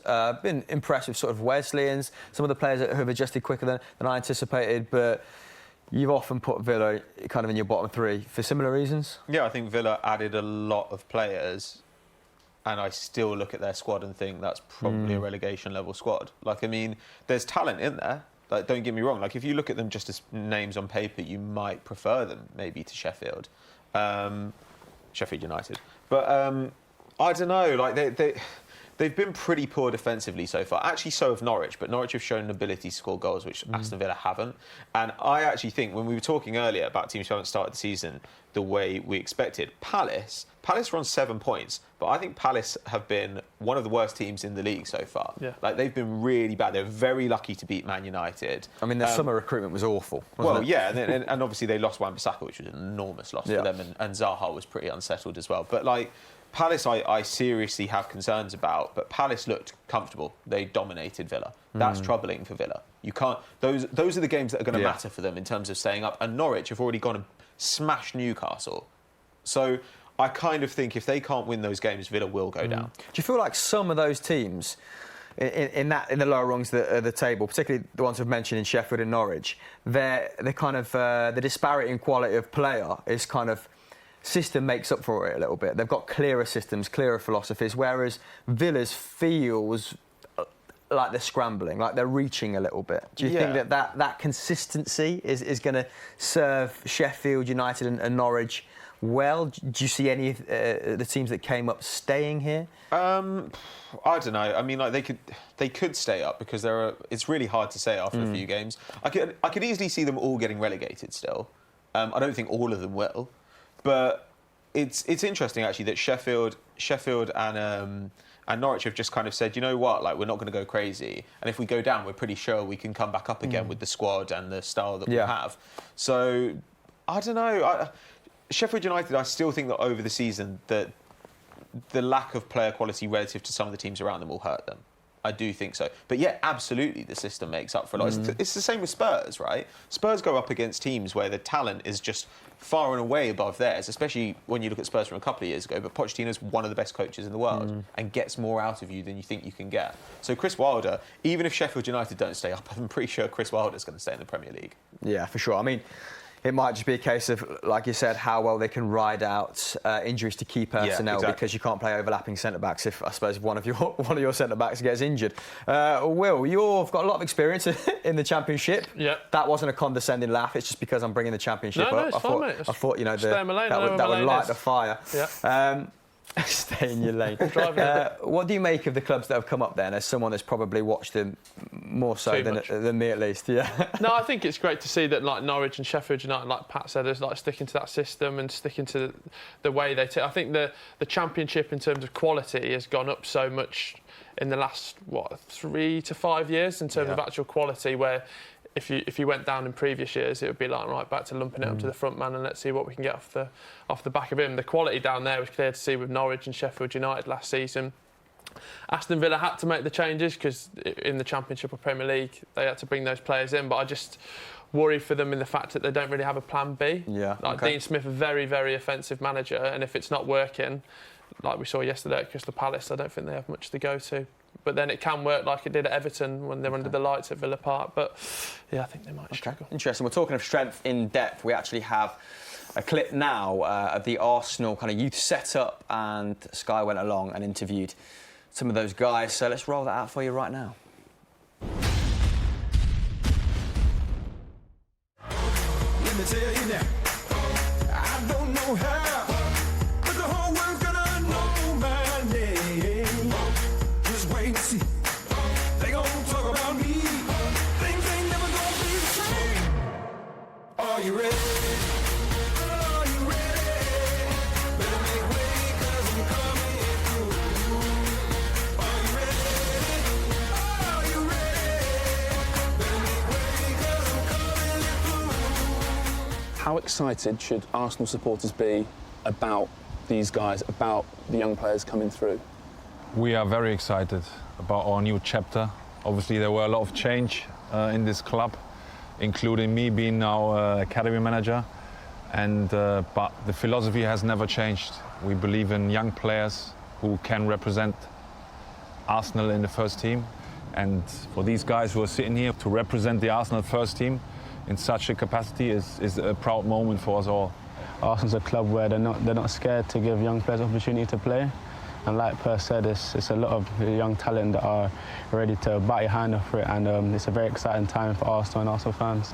We want to get to the top, and I think we want to be big stars at Arsenal someday. When did you all come across each other? Really early, to be fair, about 9s and 10s, and the same with Emil. When did you join? You joined? Yeah, on the 10s. Yeah, so it was pretty early. Are you thinking then already about being an Arsenal player one day? When I first joined Arsenal, I was very surprised. I went at Chelsea for trial at first, and I didn't get in. So I went back to my Sunday League team, and Arsenal called straight after. So I come to Arsenal for a few trials, and I got in a few weeks later. But I think at that young age, I wasn't really thinking about the first team. It was just such a shock to me at the time. I joined when I was under 9s, but I've been there since I was 4.5. Since when? 4.5. Because my brothers, Chris played as well, so they let me. So you've got two brothers who are players, haven't you? Yeah, they let me play with the older age group a few times, and I carried on from there. And then obviously you're allowed to sign when you're 9, so I signed there. So 4.5, that's going to take some beating, that, isn't it? Yeah, I know. 4.5 to the first team, it's going to take some beating. And if you'd like to see any more of that feature, it is available on all of Sky Sports' digital platforms. Lovely plug. Thank you very much, David. And talking of lovely, look at that kit as the Arsenal players come out of the tunnel at the Emirates, all fired up. Come on. David, what do you want to see more of this second half? It sounds, I don't think we've played well at all. So despite we're kind of back in the game, yeah, we like, as much as the game last season when we went into 2-1 down, we'd actually played very well, and we're probably unlucky to go in. Today we're probably lucky to go in 2-1. So I'm hoping that they can use that as a bit of like, all right, we've kind of had our bad first 45. Now let's go and let's get the ball down. Let's get some, you know, because yeah, we've been atrocious. Candid as usual, and that's what we love about Dave Jackson. Another 45 minutes. I've got to say, mate, if you want to make the best bits at the very end, then I need to see a little bit more from you. Because you've just been sulking this whole time. You need a couple of... Talking of sulking, where is Peeves? There he is. No, maybe. Yes, he's back. He's made it back. Just went to the little boy's room. he operates on his own time. That's a fun. Yeah, that's a fun. Oh, come on, Arsenal. All right, here we go. Second half underway. Oh, come on, boys. And Dave just wants to see more competency. A better. Oh, hello. And they're in, and they're in. And they're in, and they're in. Why? It's a good positive start from Arsenal here. And they're in, and they're in. This is going to be the feature for me, second half. Arsenal are going to be camped in here. Oh! Good header. Positive early signs, David. Much better. We've had a shot on target. It took about half an hour for that to happen in the first half. It is. You know what? I'm just looking at that though, right? Like our left back. Oh yeah. I'm just not a fan. I just hope this fella from coming.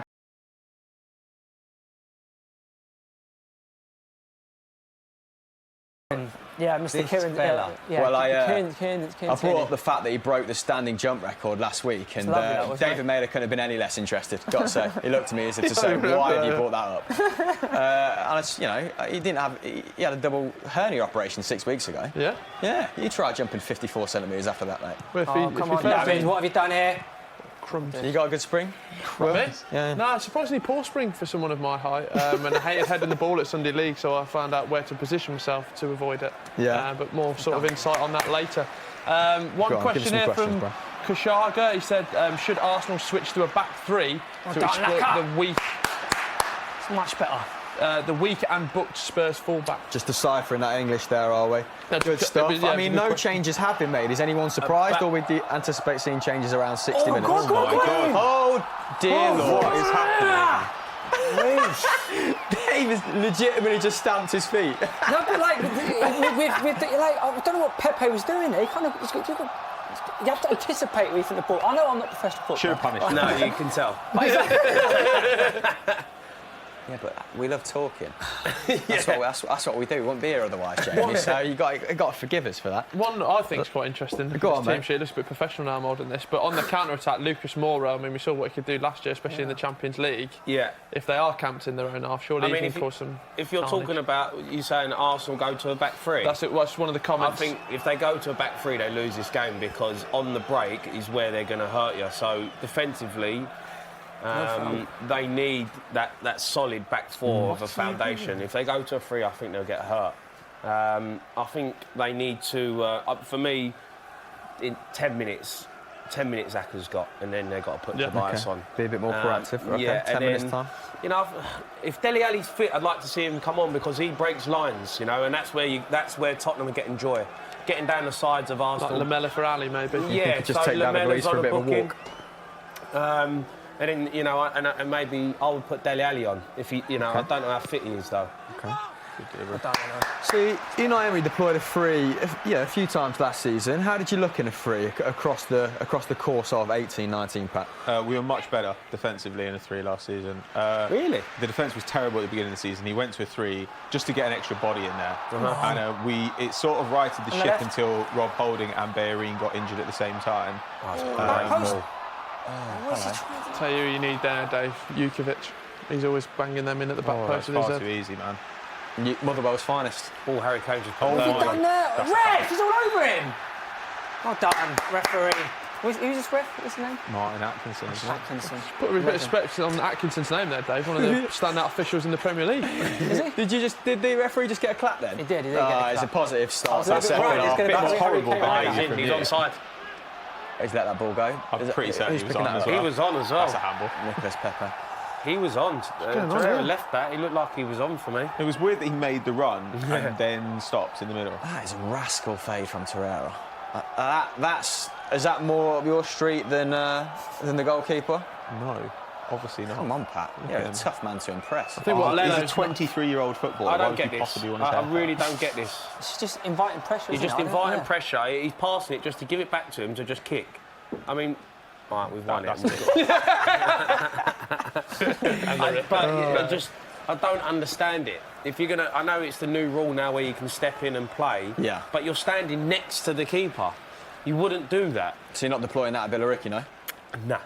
I mean, we ain't got the players. We're just, you know, edit, kick it, lump it, you know? Keep it simple. You told me today that you represented a Sunday League team earlier on today and you scored an absolute worldie. I scored a worldie today, mate. How does it feel stepping on a pitch at a Sunday League game and just being the best player? You know what it is? I'll never experience. Regardless of whatever level you're playing at, as soon as you're on a football pitch, you want to play well. You just want to have a kick about.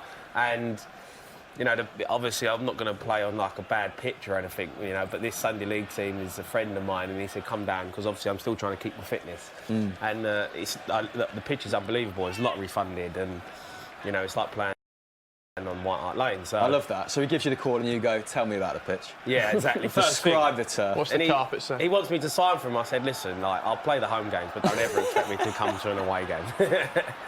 Quality. Jamie, one of your former clubs, Wolves, obviously had a 3-2 defeat earlier, but a lot of people picking up on that sort of second season syndrome and they got the UEFA Cup. Yeah. It made Close him down. Oh, Son. He loves those Chance. positions, doesn't he, as well? Yeah, he's so good there. Made some good signings, but it's a big commitment, isn't it, Thursday, Sunday? It's a big, big commitment, and you know, a lot of them will say, "Oh no, we can handle it, we can deal with it." When you're playing, you know, Saturday, Thursday, it does take it out of you. Their season started when half the teams are still on holiday. Yeah. You know, like, so it's not easy to keep going and keep getting the best out of the players. It makes your season like so long. And when I was at Spurs, you know, we was in Europa, and it was all about squad depth. You have to have, you know, the players. You have to have the players. Right. I don't think Wolves have. You can't. Is that Kolasinac? He's atrocious. Ooh. Left back. You saw quite a lot of minutes. He's not having it. It's a terrible ball from You saw Pepe, quite a lot of actually. minutes in the Europa League. Yeah. And it's a little bit derided by fans because they're obviously spoiled. These are fans that want Champions League football. But how did you find those kind of experiences in your formative years? I loved it. I loved it. Great experience. You know, travelling all over Europe, playing against good sides, and yeah, I mean, it was massive. And you know, the Tottenham team that I played in, for me, was probably one of the best Tottenham teams we had. You know, we had Modric, Bale, Berbatov, Keane. You know, Ledley King, Dawson. What's it like training as a young midfielder, someone like Modric? Yeah, Modric was unbelievable. He was on another planet. And when he first come in, he didn't get the sort of adulation that he gets now. Yeah. You know, like he wasn't proven. People didn't really know. Oh my God! Tell you what, it's great feet by Pepe there, by the way. But yeah, He's so good. He's a ballet dancer, isn't he? Yeah. Come on. You're just gonna. What are you doing? What are we doing? What did you learn from someone like Modric then? What I learned with Modric was the way he was so good on the ball. He protected the ball with his body. You know, he never gave the ball away. And if he put himself in trouble, he used his body so well to keep the ball. Yeah, he was a class act. I mean, talk of using the ball well. Arsenal put together 2 or 3 really nice attacks. Yeah. Very pleasing on the eye. What is Kolasinac doing? Just waiting for that to come to him. And Sissoko has cleaned up somewhat, but Sanchez has done all right there, to be fair. He has. Sanchez finding a way, finding the ball to Sissoko with a very kind of precarious little dink, but. We've just made this so much harder for ourselves Well, than it needs to be. Pressing relentlessly because they know you're vulnerable now for the next 10-15 minutes, right? You know what's coming. You know, I've been in this situation. You know what's coming, and they will not stop now. They will not stop. Yeah. And, you know, they were dead and buried at 2-0, really. Now it's like they've got a good chance. Oh, my God. We've got to play this game like we've got to frustrate them. We've got to slow the game down, kill the tempo. You know, we've got to frustrate them. Talking of frustrated, Dave. Hey, that's actually spot on. It's like... Way too much space there. Come on. Go on, oh, you're my in. God. Nah, come on. It's that final ball, we just can't... David Luiz stepping in there. You've been impressed with the first 10 minutes, Dave? It's a lot better than the whole of the first half, so yeah. But, in a nutshell. Yeah. All right, let's see what the fans are saying then, Will. Yeah, people just very happy and still debating what sort of changes are going to be next. I mean, are we still on board with the Ceballos coming on and sort of that midfield fair, three? at least we're like playing better now. We're actually playing decent football now. Anything happened to change your mind about Ceballos, Pat? No, not really. Like I think Xhaka just always makes me fearful in these sorts of games. Like he can just split a defence, but he's guaranteed going to be a danger to us. I just think Ceballos will come on at some point probably in the next few minutes. What was weird last week was that the subs were so late against Liverpool. That was a real mistake, I think.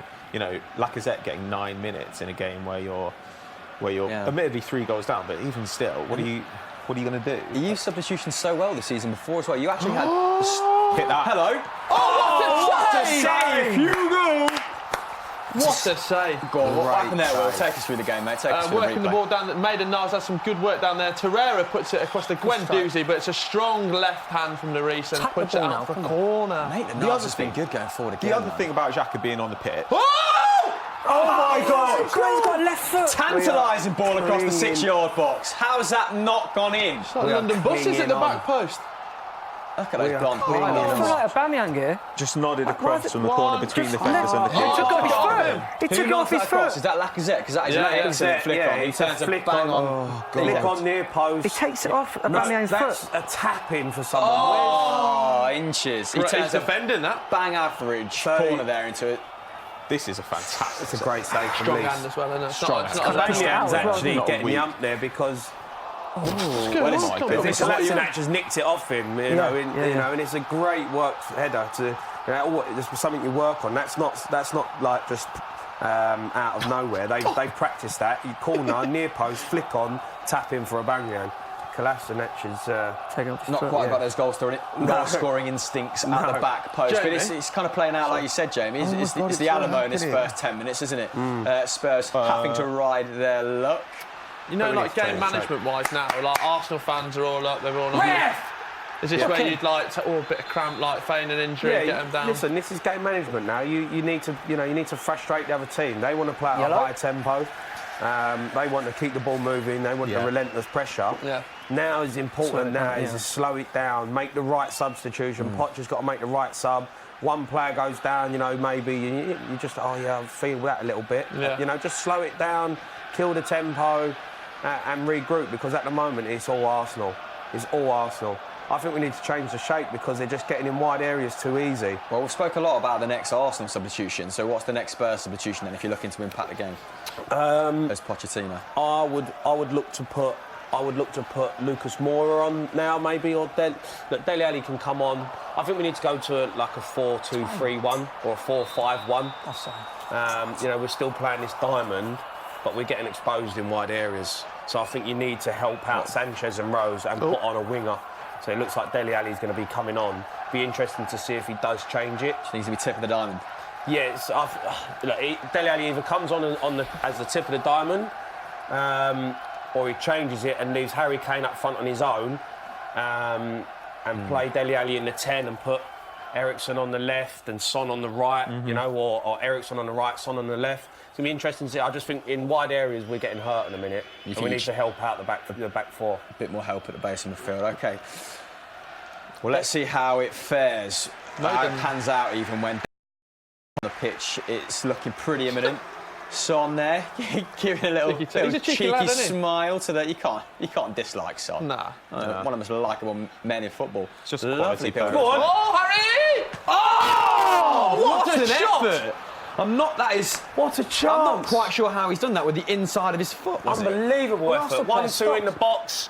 He's on as well. Eriksen slips him in. He's unbelievable. What's unbelievable? Jamie, describe angle. the effort. Rubbish. Yeah, so it's come across him. He's it's not and the he's just inside of his struck it foot. clean, laces, but he's tried to fade it into the far corner. It's smashed into the post.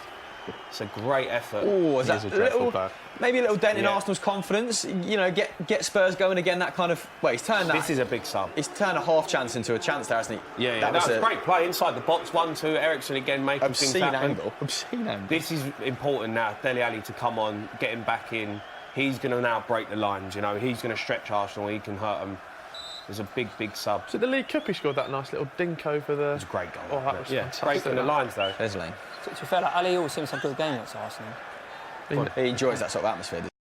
That sort of antagonistic player that you were talking about, isn't he? A player who would, quite happily slow the play up by deploying some dark arts. Who's that, Socrates? Why is he up the pitch? What is he doing up there? Great bit of play there. Leave the ball, let the right back have it. Get back in position. Come on.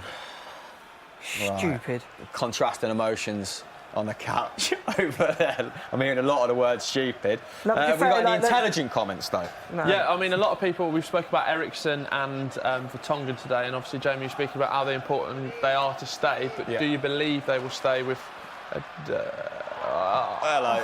with the day left of the European window? Yeah, I don't think they're going anywhere now. I think... Is that because more of Levy as well? Just his... I think Dele Alli's giving it away there in midfield. I just think they had that clear the air chat. I think that they needed no chance. Come on. Well, it was clutching at straws. Pochettino's complaints seem to be less so about things behind the scenes and more so about other clubs unsettling his players, right? Because he mentioned the transfer window closing. So do you think that's what it is, particularly Christian Eriksen? Hit that man on. Hit that earlier. Oh, yeah, go on, 1v1. 1v1. Go on in. Go down. Do something. This referee is on top form, mate. I tell you. Star man. My worry. That's why you got to hurt them there. My worry is that Unai Emery thinks Torreira is actually a box-to-box midfielder. Like, whenever you see us have a chance, look and see where Torreira is. Like, and he's quite often like in the box or setting it up, and he actually set up that Guendouzi chance, and it's a bit worrying given that he's a defensive midfielder. That is what he is. That's what he's good at. Oh dear, I do not understand. And he's very, very good at that as well, isn't he? He's very, very good at that. Well, exactly, and yet he's always like running forward, and it's because Xhaka can't really play anywhere. Though I wonder if it's a little bit he's going to be filling in at left back. Tried to stab him. What's going on? It was quite odd to see him come on against Liverpool, and you think, okay, he's been brought on to shore things up, and he was there for kind of that opportunistic strike, wasn't he? To be fair, he does shore it up as well. Like he presses so hard, but you want to.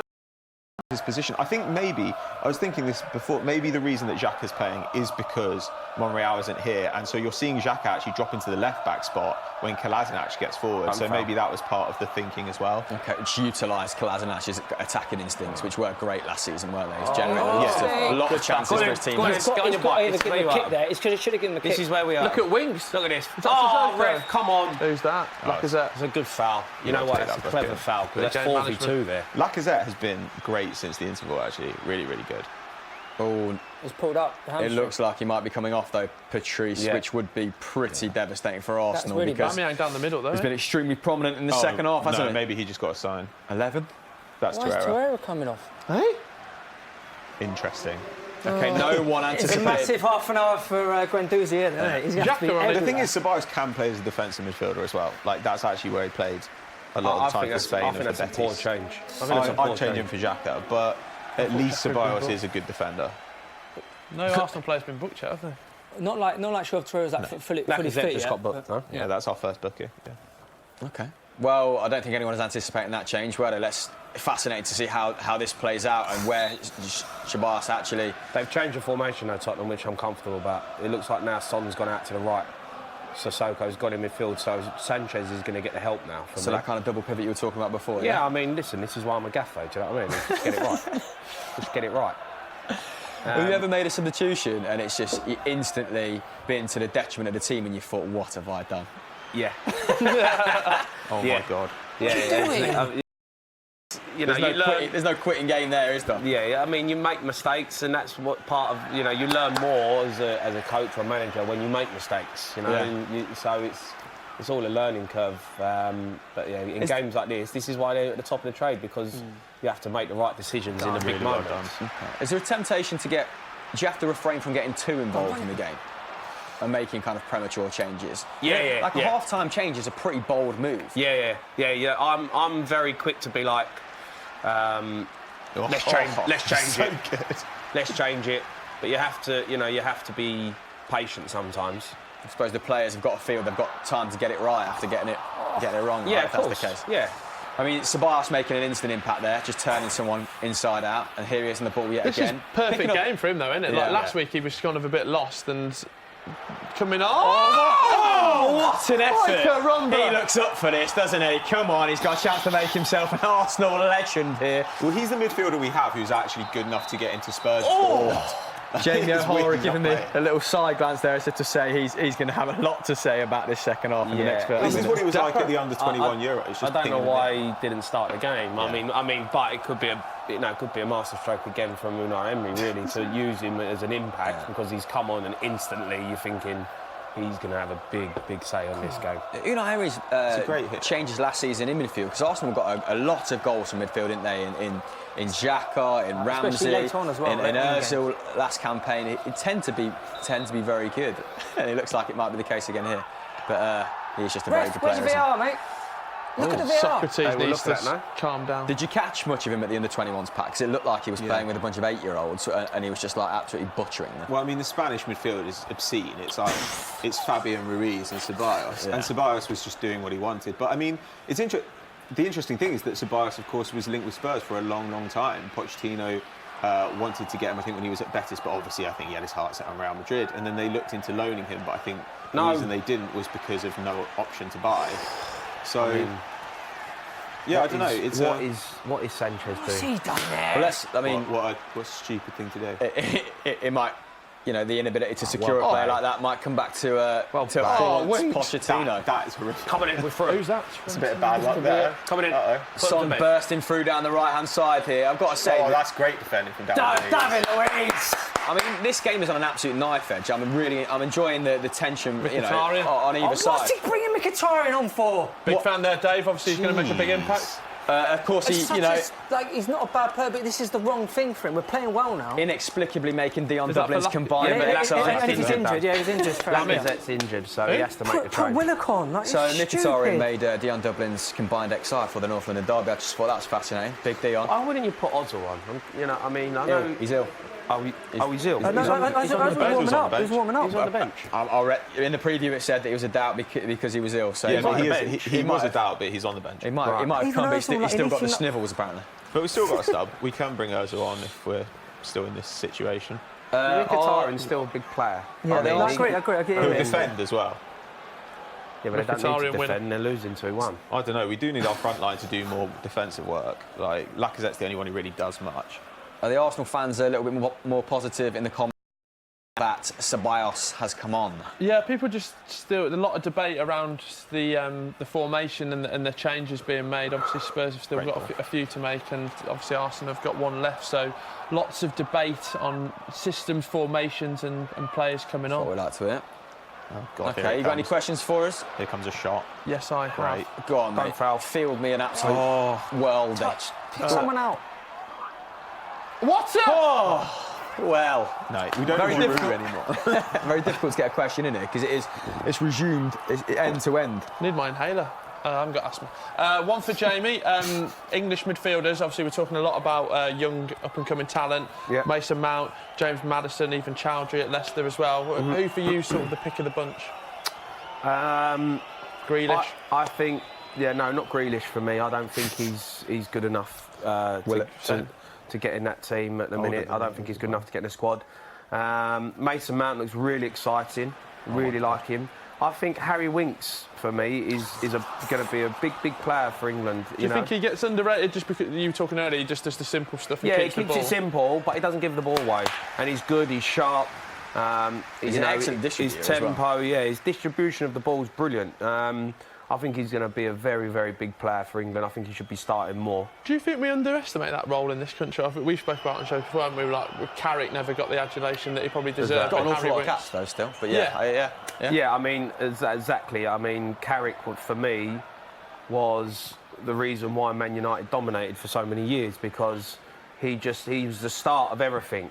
He was the start of everything, and he makes things happen. That player is so important because you can play through teams with that player on the pitch, and for me, it's one of the most important players. And then they had Carrick. Like there was a pass over. Wow, the raw pace. Oh. Yeah, Mkhitaryan needs to get in the gym. Sanchez has absolutely floored Mkhitaryan. I mean, Hugo Lloris has probably had the most touches of the Spurs side in the second half. They use him so much. But I'll tell you what, there's another one as well, Phil Foden. He doesn't play enough, and he won't get in that team because they're that good. Yeah. But Foden, for me, is probably England's brightest prospect because he's unbelievable. But because he's at Man City, you're not seeing him. Sanchez.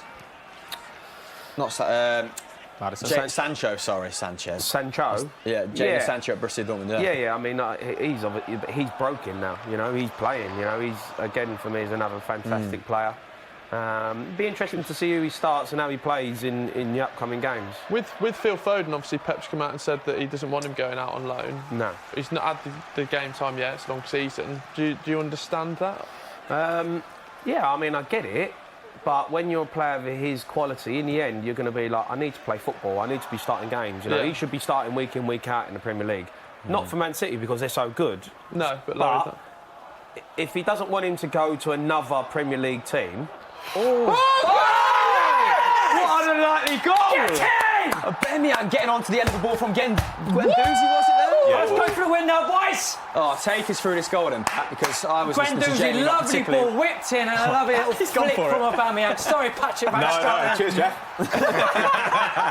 Go on, Dave. absolutely no danger. Go on, off you go. No, absolutely no danger here. Guendouzi just kind of going for a little wander. Lovely run from Aubameyang. Clips it in, and Aubameyang gets between the two centre-backs. No one picks him up just enough. Get him! I actually feel a bit sorry for Hugo Lloris, because while he hasn't been good with his feet today, he's actually made some fantastic saves. You know what? What's happened from a Spurs perspective? That's a great finish, you know. It's a lovely run, bang. It was a blessing that Lacazette got injured. I'm telling you, because Aubameyang needs to play down the centre of the pitch because he does that. True. That's what he does.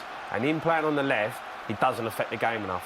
He makes them runs off the back of people that Lacazette doesn't make. You can't. Difficult. Yeah. Look, as much as Vertonghen probably hasn't. He doesn't even. He scored there at Aubameyang, and Vertonghen hasn't even seen him. Yeah. You know, and that's why he's so good there at Aubameyang. But should get tighter. It's all too easy for Arsenal playing in front. You know, and giving them time on the ball. I mean, it's business as usual for him. That's his 7th goal against Tottenham. 3rd for Arsenal, so he's making a habit of it. Isn't he? See you later. Go on. And and this is feeling a bit ominous now. But before we get to Spurs potentially bottling this, I don't let's not jump to any conclusions. Let's go. Let's go to the latest price boost then. Oh, now that no, Dave, I'm hearing it's changed now. It's so good. I'm hearing it's changed because the goals just impacted it. So we'll sort a fresh one out for you guys and come back to it in a couple of minutes. Oh, that's fine. Atkinson again. Get him off. It's unbelievable. Rigged. That goal in the first half to make it 2-1 is absolutely killed us. It killed us because we were so comfortable. Yeah. And against Arsenal at the Emirates, and the second half is going to be relentless. It's going to be relentless, and we haven't got out our own half. And is that kind of unorthodox? I say unorthodox to us, the fans. That substitution kind of helped proceedings because you've got. I suppose he's a little bit more advanced than Torreira was. Although you did note that Torreira was kind of playing box to box. You've got just another body in there to help progress the ball up the pitch. I think Ceballos is actually playing as the deepest midfielder. Is Xhaka still on? Yeah.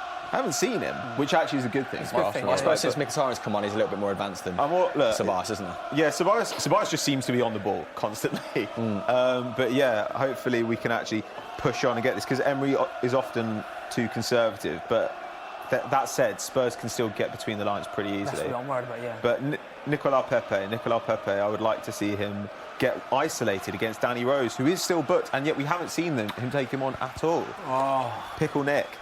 This doesn't. Guendouzi been fantastic second half. No, he's losing that.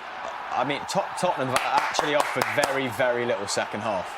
Harry Winks. Is it time for that? He's been booked as well. Dele Alli's come on. Do you look to the bench again? Yeah, I think Lucas Moura's going to have to come on. Look, we haven't been good second half. I'm telling you now, as a player, that goal in the first half kills you. It genuinely kills you because you're thinking, for Christ's sake, we're comfortable. Now they know what's happening. So straight away, your instincts are, you sit back. And you're just leading it on, you're leading it on. First half. It was because they played so well. Yeah, we did play well in the first half, but I think Arsenal have been in this game from the start. Xhaka! Oh, trademark Xhaka boom there. What? Don't let it go out for a corner. What? Oh yeah, so good to have I'm sorry, everyone's in the box already. This idea, let's shepherd it out for a corner. Corners are not that useful. It's just spin on it. And we missed that for the replay. OK, it's down the left-hand side with Arsenal.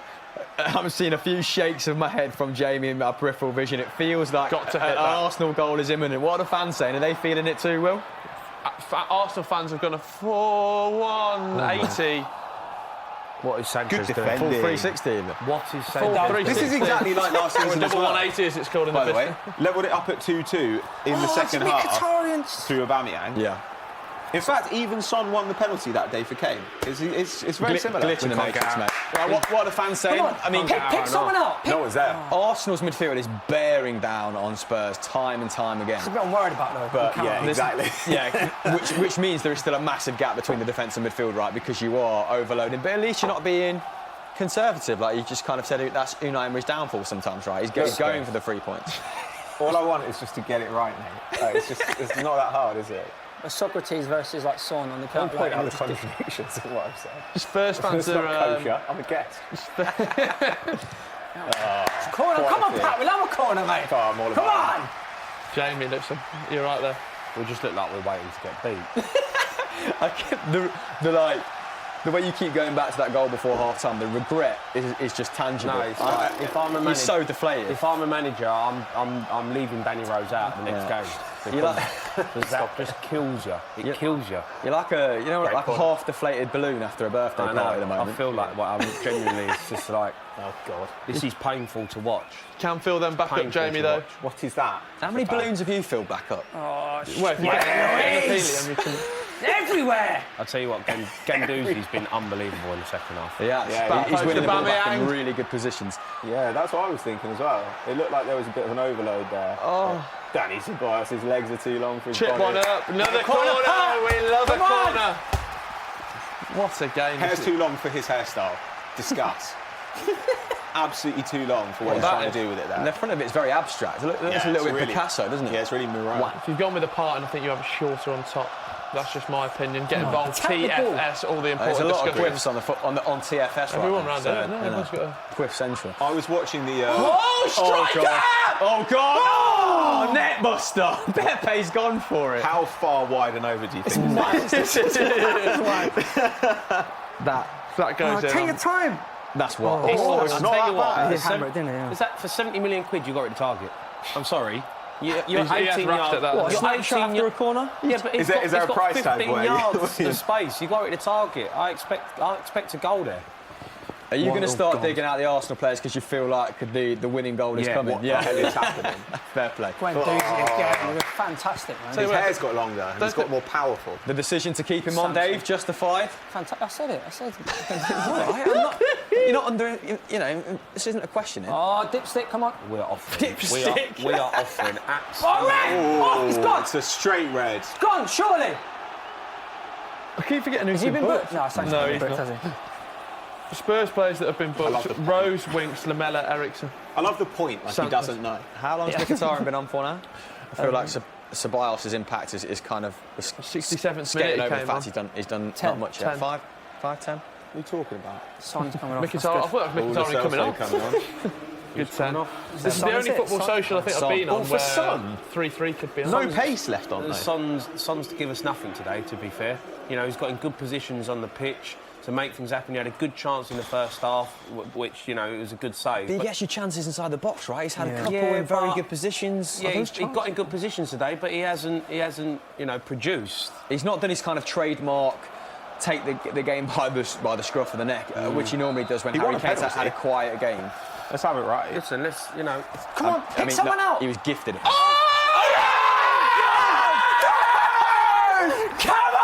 Hold on, Dave, hold on! Oh, God, get the camera on him! Get the VAR out! Unai Emery's buzzing. Socrates. Has he stopped it before? Socrates thinks he's scored the winner. It's been flagged for offside, I think. What's the point of having VAR? I thought you were supposed to let the play on. Watch this, then. Injustice. No, I think he was. VAR will watch this. Oh, he's off. He's onside. It's the one across the box. Okay, so we're going to VAR. He's offside. He's offside. The Microsoft Paint lines are coming out. Yeah, he's offside. He's convincingly offside. Good one. Cool.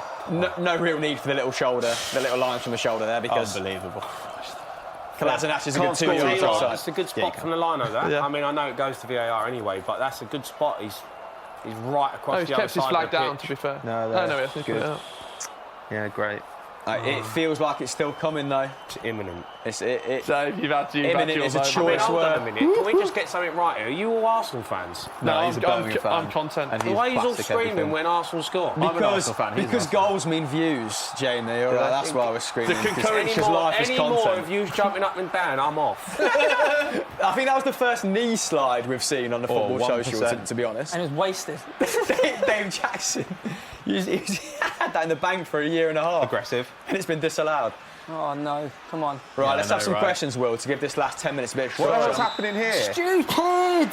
I'm all over the Playing place. so well. He's just give away cheap free kicks. I could totally see a Spurs set piece. It's happening, isn't it? What's that? Yunus Kabul. You know what I mean? Yeah. Nick it at the death. I'll tell you what. Kabul. I'll be up with you, Jamie. Absolute disgrace. You could 3D Dave through the Look at table. those Spurs I tried to celebrate away from me. I didn't. Dreadful. I had my head in my hands, mate. I didn't even see the knee. Horrible bunch. Is it good to slide on this floor? This is solid concrete. I was going to say, yeah. This is a chance. This is what I'm worried about. This is a massive Yeah, chance. I'm worried here. I mean, Christian Eriksen standing over this free kick in a very dangerous position. This is a massive chance. Wide left. I'll tell you what, he's got good delivery This as is a well. massive chance. I am Aim for sitting the down, far post. and we are witnessing it. No. He's got to beat the first man. Actually, Hasn't quite even bad. beat the first man. Is he winding me up? I mean, when you've not generated a decent chance in 10, 15 minutes. I think Oh, red! Another one, quality. Get him in the book. He's off. Is he? No, he's not had a yellow yet. The thing is, we're actually playing really well now. Has he had a yellow? It's just- No. How's Lacazette the only Arsenal player with a yellow? This is the first spell we've had actually in the second so half where we good. actually look So like we've good come for back myself. into it. That is 100% a yellow card. Yeah. It doesn't feel like it's his first. I'm not quite sure. Has he been It doesn't appear so. No, it hasn't been booked. I don't know how. William just saying there that Lacazette is the only Arsenal player to get booked so far, which feels Don't not- foul and him, he's not on the Socrates. pitch. Don't do which anything feels stupid. wrong. Come on, this is another big chance, man. This Back is post. that This has got a Harry Kane winner written all over it. You reckon? Tell you, you're going to nick it at the death. Shut all these Spurs fans, all these Arsenal fans up. Go on in! What has happened to make Spurs fans so confident? You sound like a Man United fan, where they just genuinely believe they will win every game. Yeah, because you But know, we're you're rubbish. established. You've been rubbish for years. Yeah, but we're established. If we're rubbish, what are our... Good for about the last 4 years, but as in like, have those years been enough to undo all the kind of like disappointment Well, of you're the only 50 as good years as your last before? game, aren't you? Do you know what I mean? And over the last seasons, we've been way better than Arsenal. I mean, If you're only good as your your last game. against Well, Newcastle, but it's Newcastle, no. definitely an improvement on that. That would picture. explain actually why both teams have been so porous, Lovely given that ball. both teams lost their Poch last instills game. the confidence in you, doesn't he? You know, he instills it in the fans. Sanchez is having it. Absolutely. Yeah, I mean, Kolasinac, who I almost go to call Koscielniak, because that's who Dave rechristened him as. Kolasinac Kolasinac has got the freedom of the Emirates down that left-hand side. Look at him. Look at the space he's in. The space he's getting. What a knock! I mean, I could play there. Oh, Mkhitaryan, well played, Come son. on, you're never going to get that amount of time. I think we should just have pandemonium, no organisation on this show for the next 5 minutes, 10 minutes. Oh, come on. That is the softball. If he doesn't get Xhaka again, he should be off. That's one of them. One over here, one over here. That's your fourth. You're in. Definite foul. 1, 2, 3.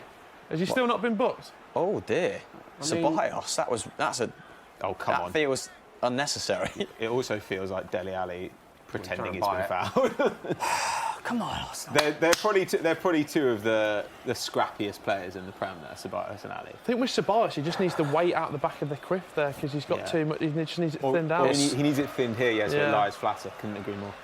Maybe he'd be a better You player. know what? A good place to be that, Will, having a thick head of hair. I am very lucky. Yeah, I just got Grays at 28. So who's the real winner? Distinguished You are one, so. distinguished. Thanks, mate. Silver Fox. Right. Oh God, I actually can't breathe. I don't know if it's the 2 coffees or. The asthma that you've developed during today's show. Yeah.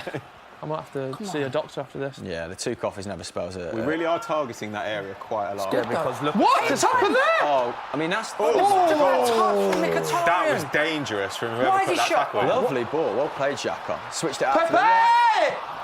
Nicholas Pepe there. That not Could have made take- himself a hero That last not minute. take a deflection, he just hit that wide. Two So, big chances. The chance of Mkhitaryan there is such a bad Dave, time. That is insane. Who came flying in here? Who came flying How in here? is he playing for Tottenham? I mean, You think if Sergio Aurel's even got That's a sensation. a severe back, I think you'd get him off. No, Jamie, no sympathy for Sanchez playing out of position then, no? no, because if you obviously rate yourself to play. You've You got a said right to the back on the gaffer, you're comfortable to play there. What are Spurs' other options, though? Sergio Aurier. Keep Trippier. Or Skip. You know, Skip can play there. I don't know much about Skip or Troy Parrott, by the way, which is one of the best names in It's a football at the made-up moment. player. Is that Johnson? Troy Parrott. Troy Parrott is. What a sporting family That's that a would be. foul. Here we go. Kick off. Go, come on! Come on! This is what we've been missing. This is what. Oh, bottle. Oh, it's in a fist. The Socrates, don't think Here we go. He's Don't been condone fouled it. though, hasn't he? Don't condone it, but love to see it.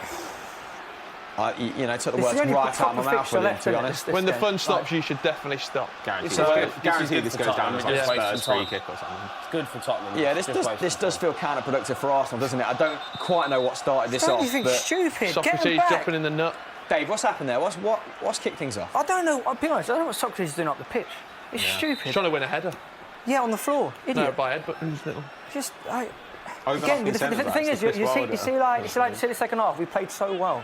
So just get back to football. VAR for this for any little No, it's not just little. Oh, little to you, Dave, but someone could have been hurt. Handbags. Get on with the game. You'd like to be out there for that, Jamie? I'd like to see that bottle in super slow motion. Yeah. Let's see what brand it is. Could be good product placement, that. But. For VAR, you could get the old...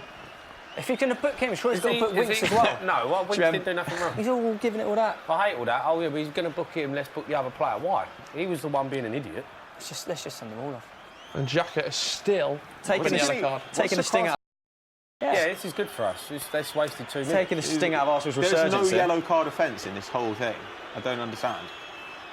1, 2, 3, 4, 5 Spurs players booked at the moment. One of them's off the pitch. So we've got a yellow card update from Will. What was that, 5 players? Yeah, 5 yellow cards. 4 6 in active total. players. Yeah, excellent. Excellent. That's what I'm here for. Right, 5 minutes left then, guys. Get your comments in because we will be feeling into the guys at full time. Dave can't help himself at this point. And if you're not subscribed, then click subscribe. Will, any questions waiting in the wings? My stand-up comment from the day so far is, do you think Arsenal should have kept Montreal, which is a fantastic land grab by the club, the Canadian capital, I believe. I mean, it was in the Guardian's top 10 cities to go to. Exactly. So. Fantastic low crime rate there.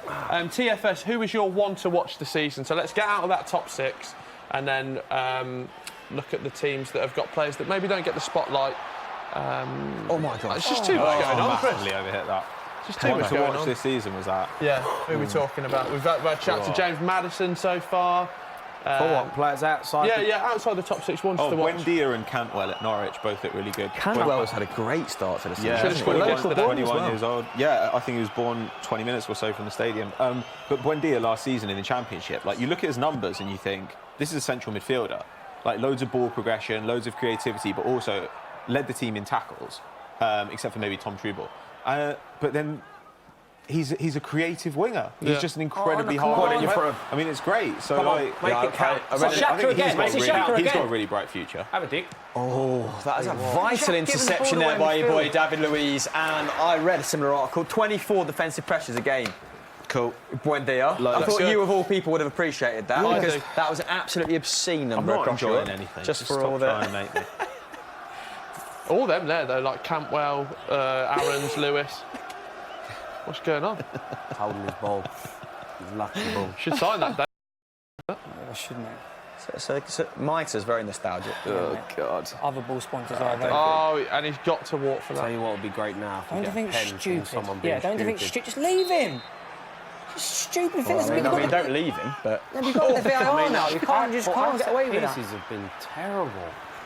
I mean, much to Arsenal's credit, they have limited Tottenham to set pieces in the second half, but... Yeah, but if you're going to make them count, you've got to beat the first man, you know? We've hit the first man. Oh, my God. Oh, come on.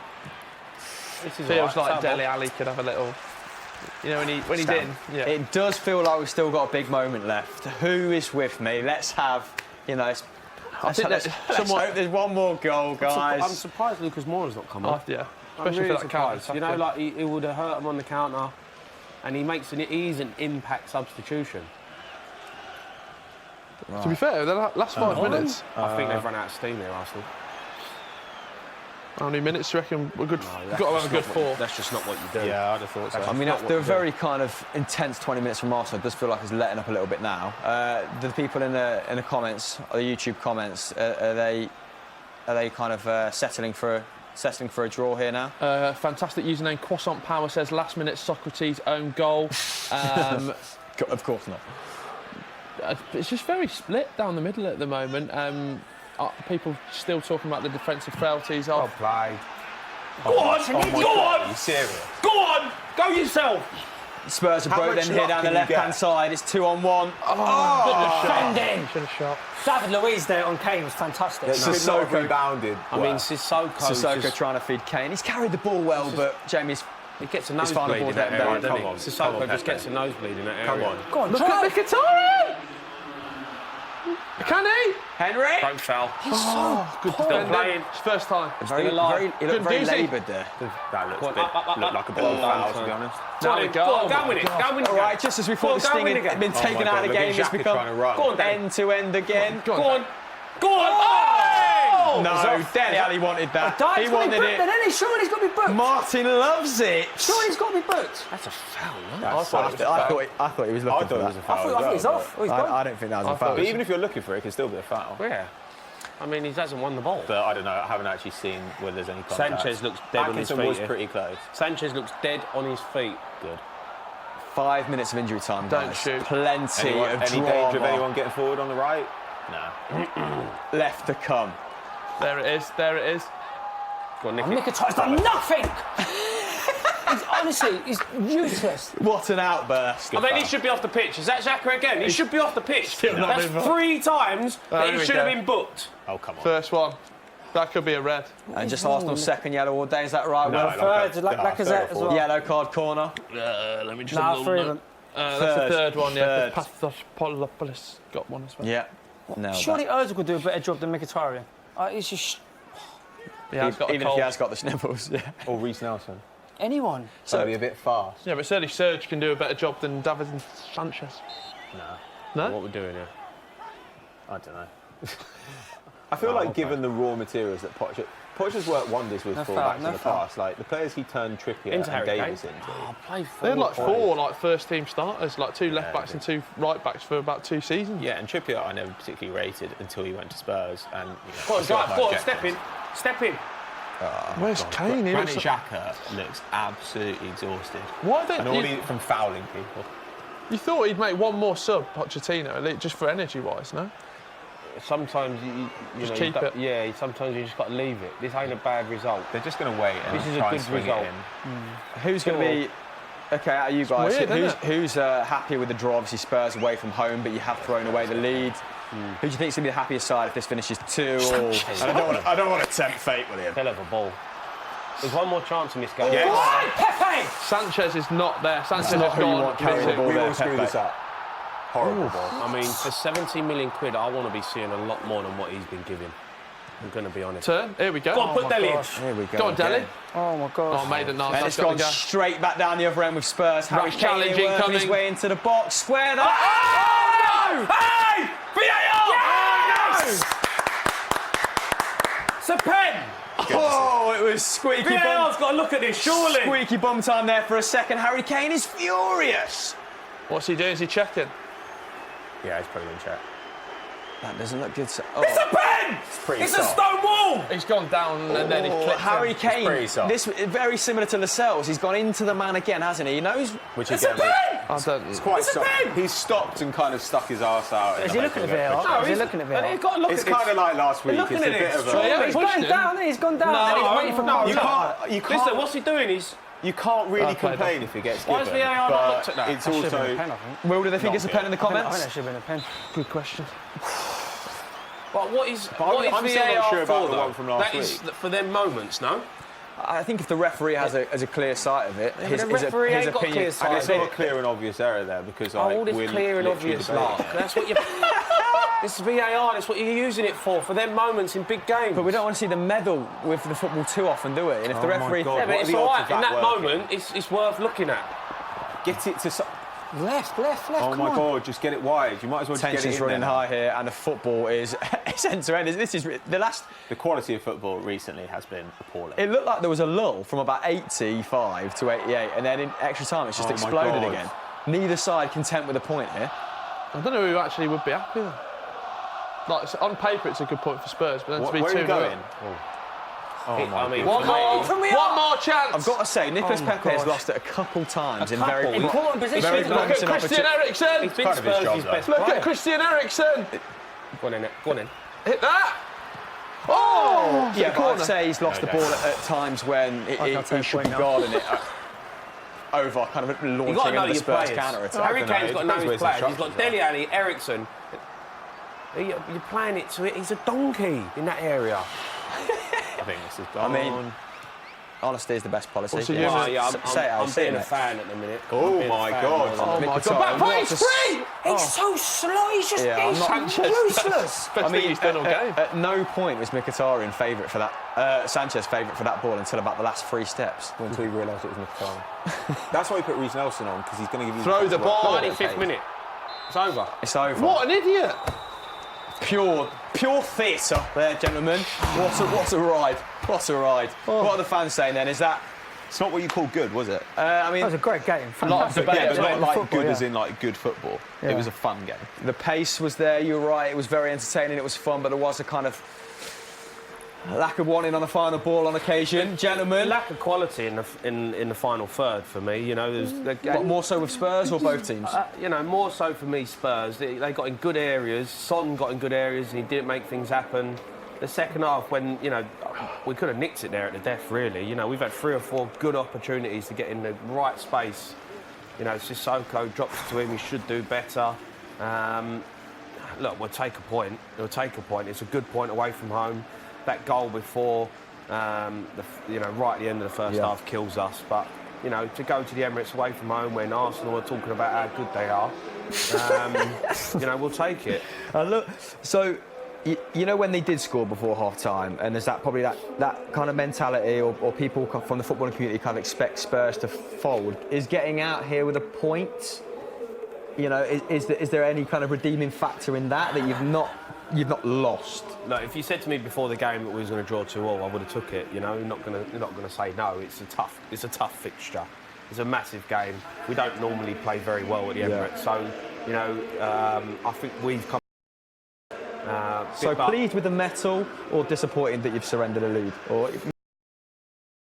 Look, at the death, I think we could have nicked it if we were just a bit more ruthless, and I think that's been our problem a little bit this season so far, is that we haven't been ruthless enough in front of goal. We could have won that game, but yeah, you know, Arsenal kept going, and they looked all right. But you know, the whole thing of Arsenal saying that they're going to, you know, slaughter us and they're going to, you know, smash us to the top 4 this season, on that showing for me that, you know, they're still a long way away. Do you agree with that, Dave? I think if we'd have had a different wide player than Mkhitaryan, we would have created a lot more very, very good chances. There were so many opportunities, particularly down the left, because we were getting the whole time against Sanchez, and Mkhitaryan would just slow the ball down or not have that final pass. I think I'm quite happy with the point now, considering we were 2-0 down. As you said, that goal just before half-time is massive. That's absolutely massive goal, that is. There was moments in the game where it looked like we probably should have gone on and got the third, but then also we looked very vulnerable at the back. So looking at the whole game, a point I would say is probably about fair.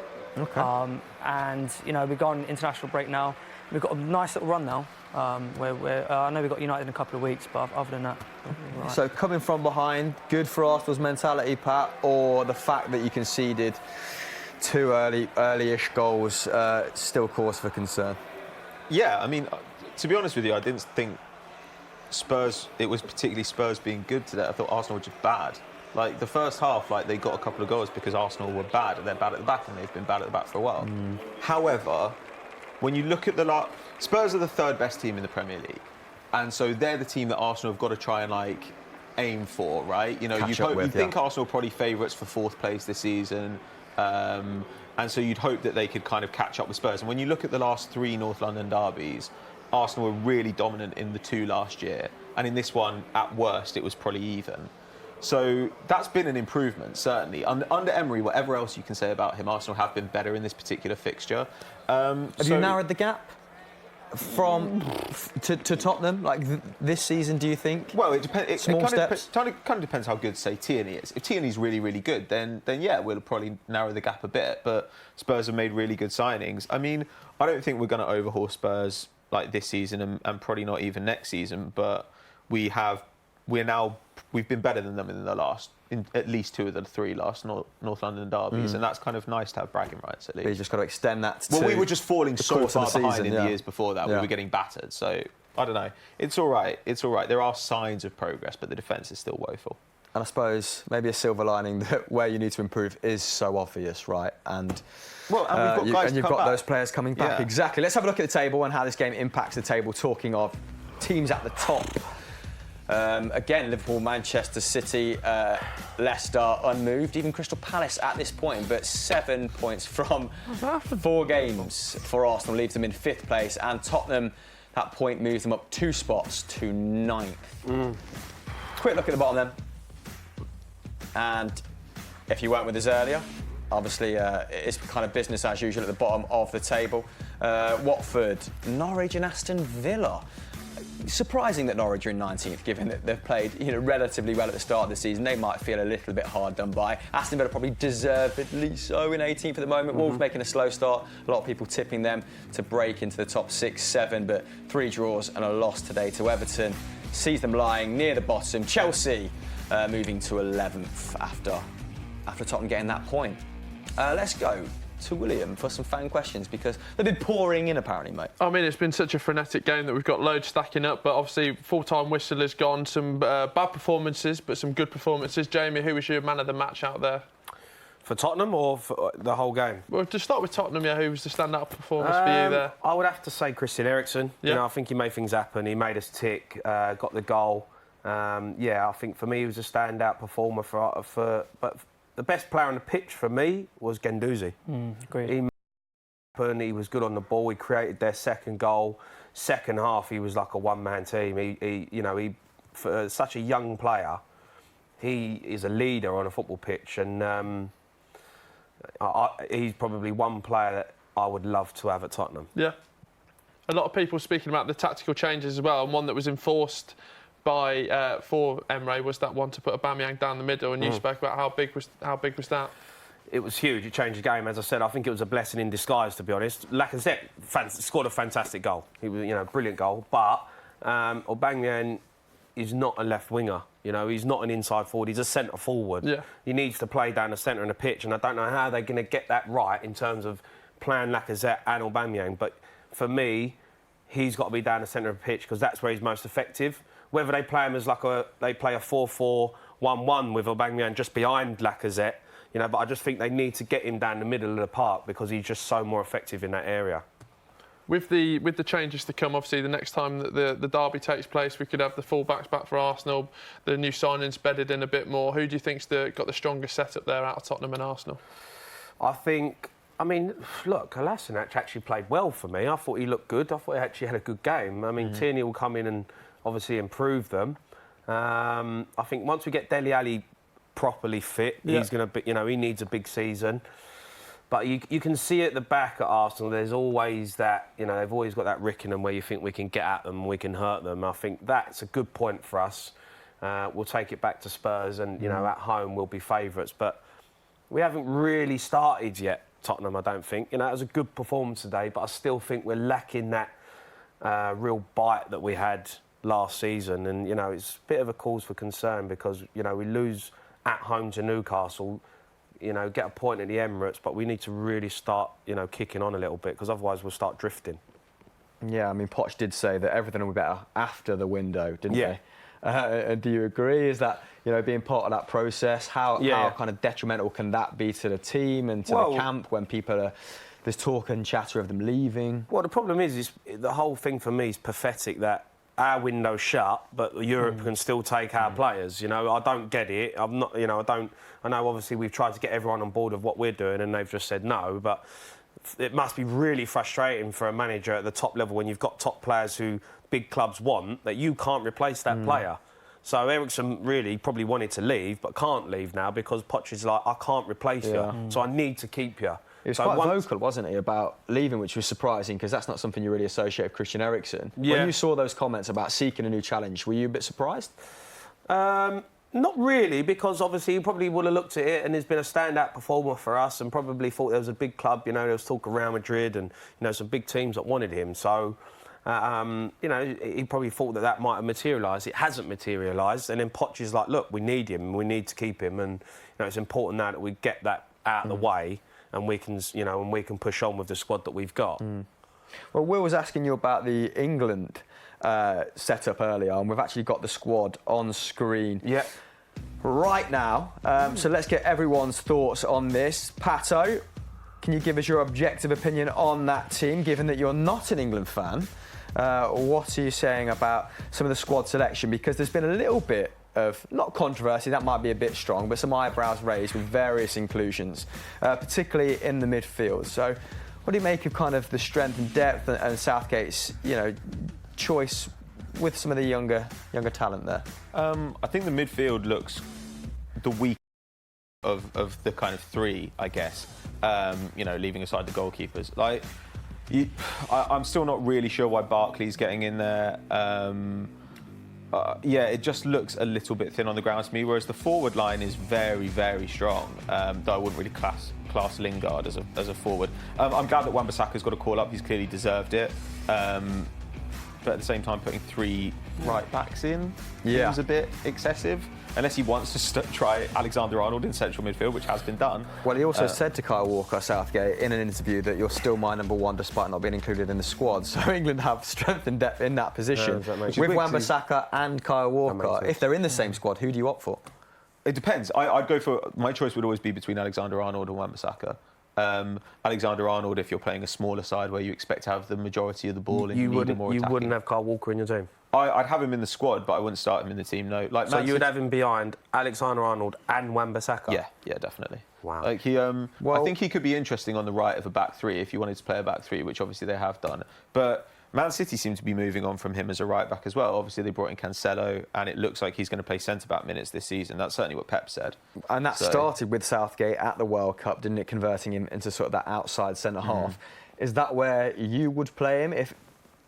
And I suppose it's going to be dictated by what formation that England play. But if you say they continue the formation they played at the World Cup, do you still play Kyle Walker as a central defender, or do you put him back out on the right? No, I think he's in competition with Alexander-Arnold. I think he's better than... I think Wan-Bissaka is the future, but for me, Kyle Walker still offers so much for England in terms of being a fullback with pace. He's good on the ball. He's playing in the best team in the world at the minute. And yeah, I was shocked to see him not in that team, to be honest. I just think he's still got a lot to offer. And I think, I just think Gareth Southgate will probably have a look at a couple and see what he thinks, and then he'll bring Walker back in, because he's still a huge player for England.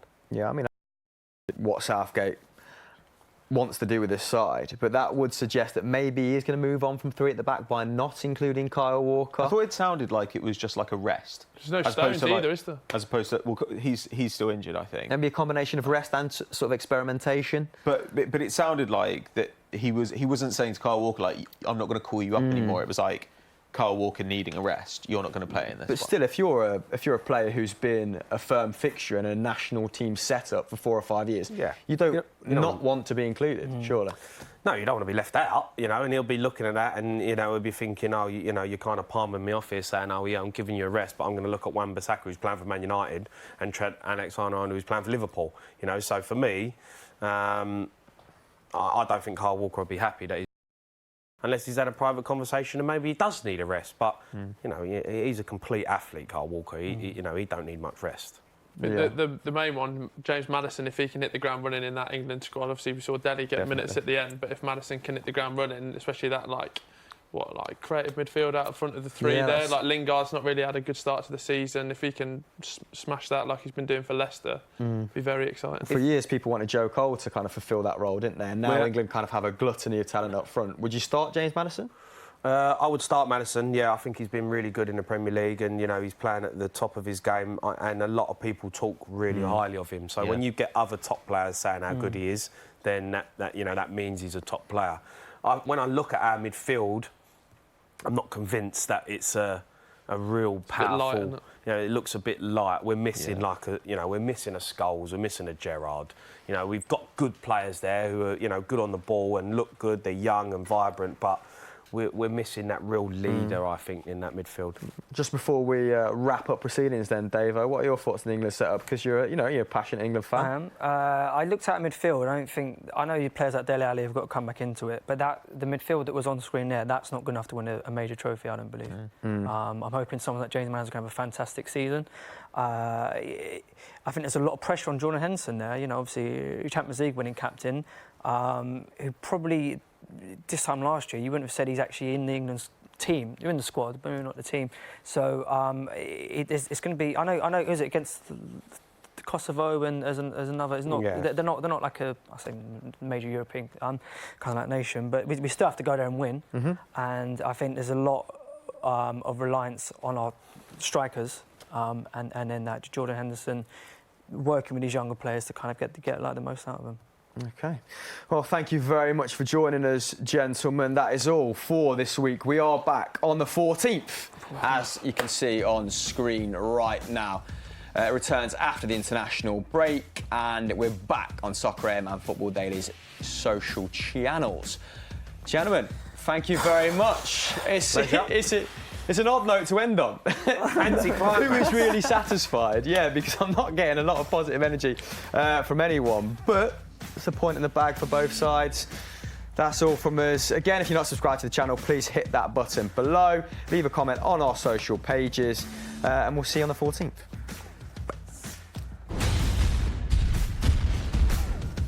Oh, hello. Oh, yes! No! Get in! Oh, Eriksen! No. What's going on, mate? They're all over them, Harry. Go on, you're in. Son, Go on, you're in. It's a penalty, Brett. It's a penalty. Yes! He's giving it. Atkinson has given it. It's all going wrong for Spurs, for Arsenal, sorry, at home. And then Harry Kane steps to a quite short run up. Very good at penalties, hasn't he? Yes! 2-0 to Tottenham in the North London derby after 40 minutes. To pressure from Arsenal. At least there's an intensity there. Oh, what a touch! Yeah! Get him! We have a game, ladies and gentlemen. We have a game. That is a sensational goal. What a goal that is! You wouldn't do that. So you're not deploying that at Villaric, you know? Nah. I mean, we ain't got the players. We're just, you know, edit, kick it, lump it, you know? Keep it simple. 1 from 1. Got it! Do something! This referee is a top form, mate.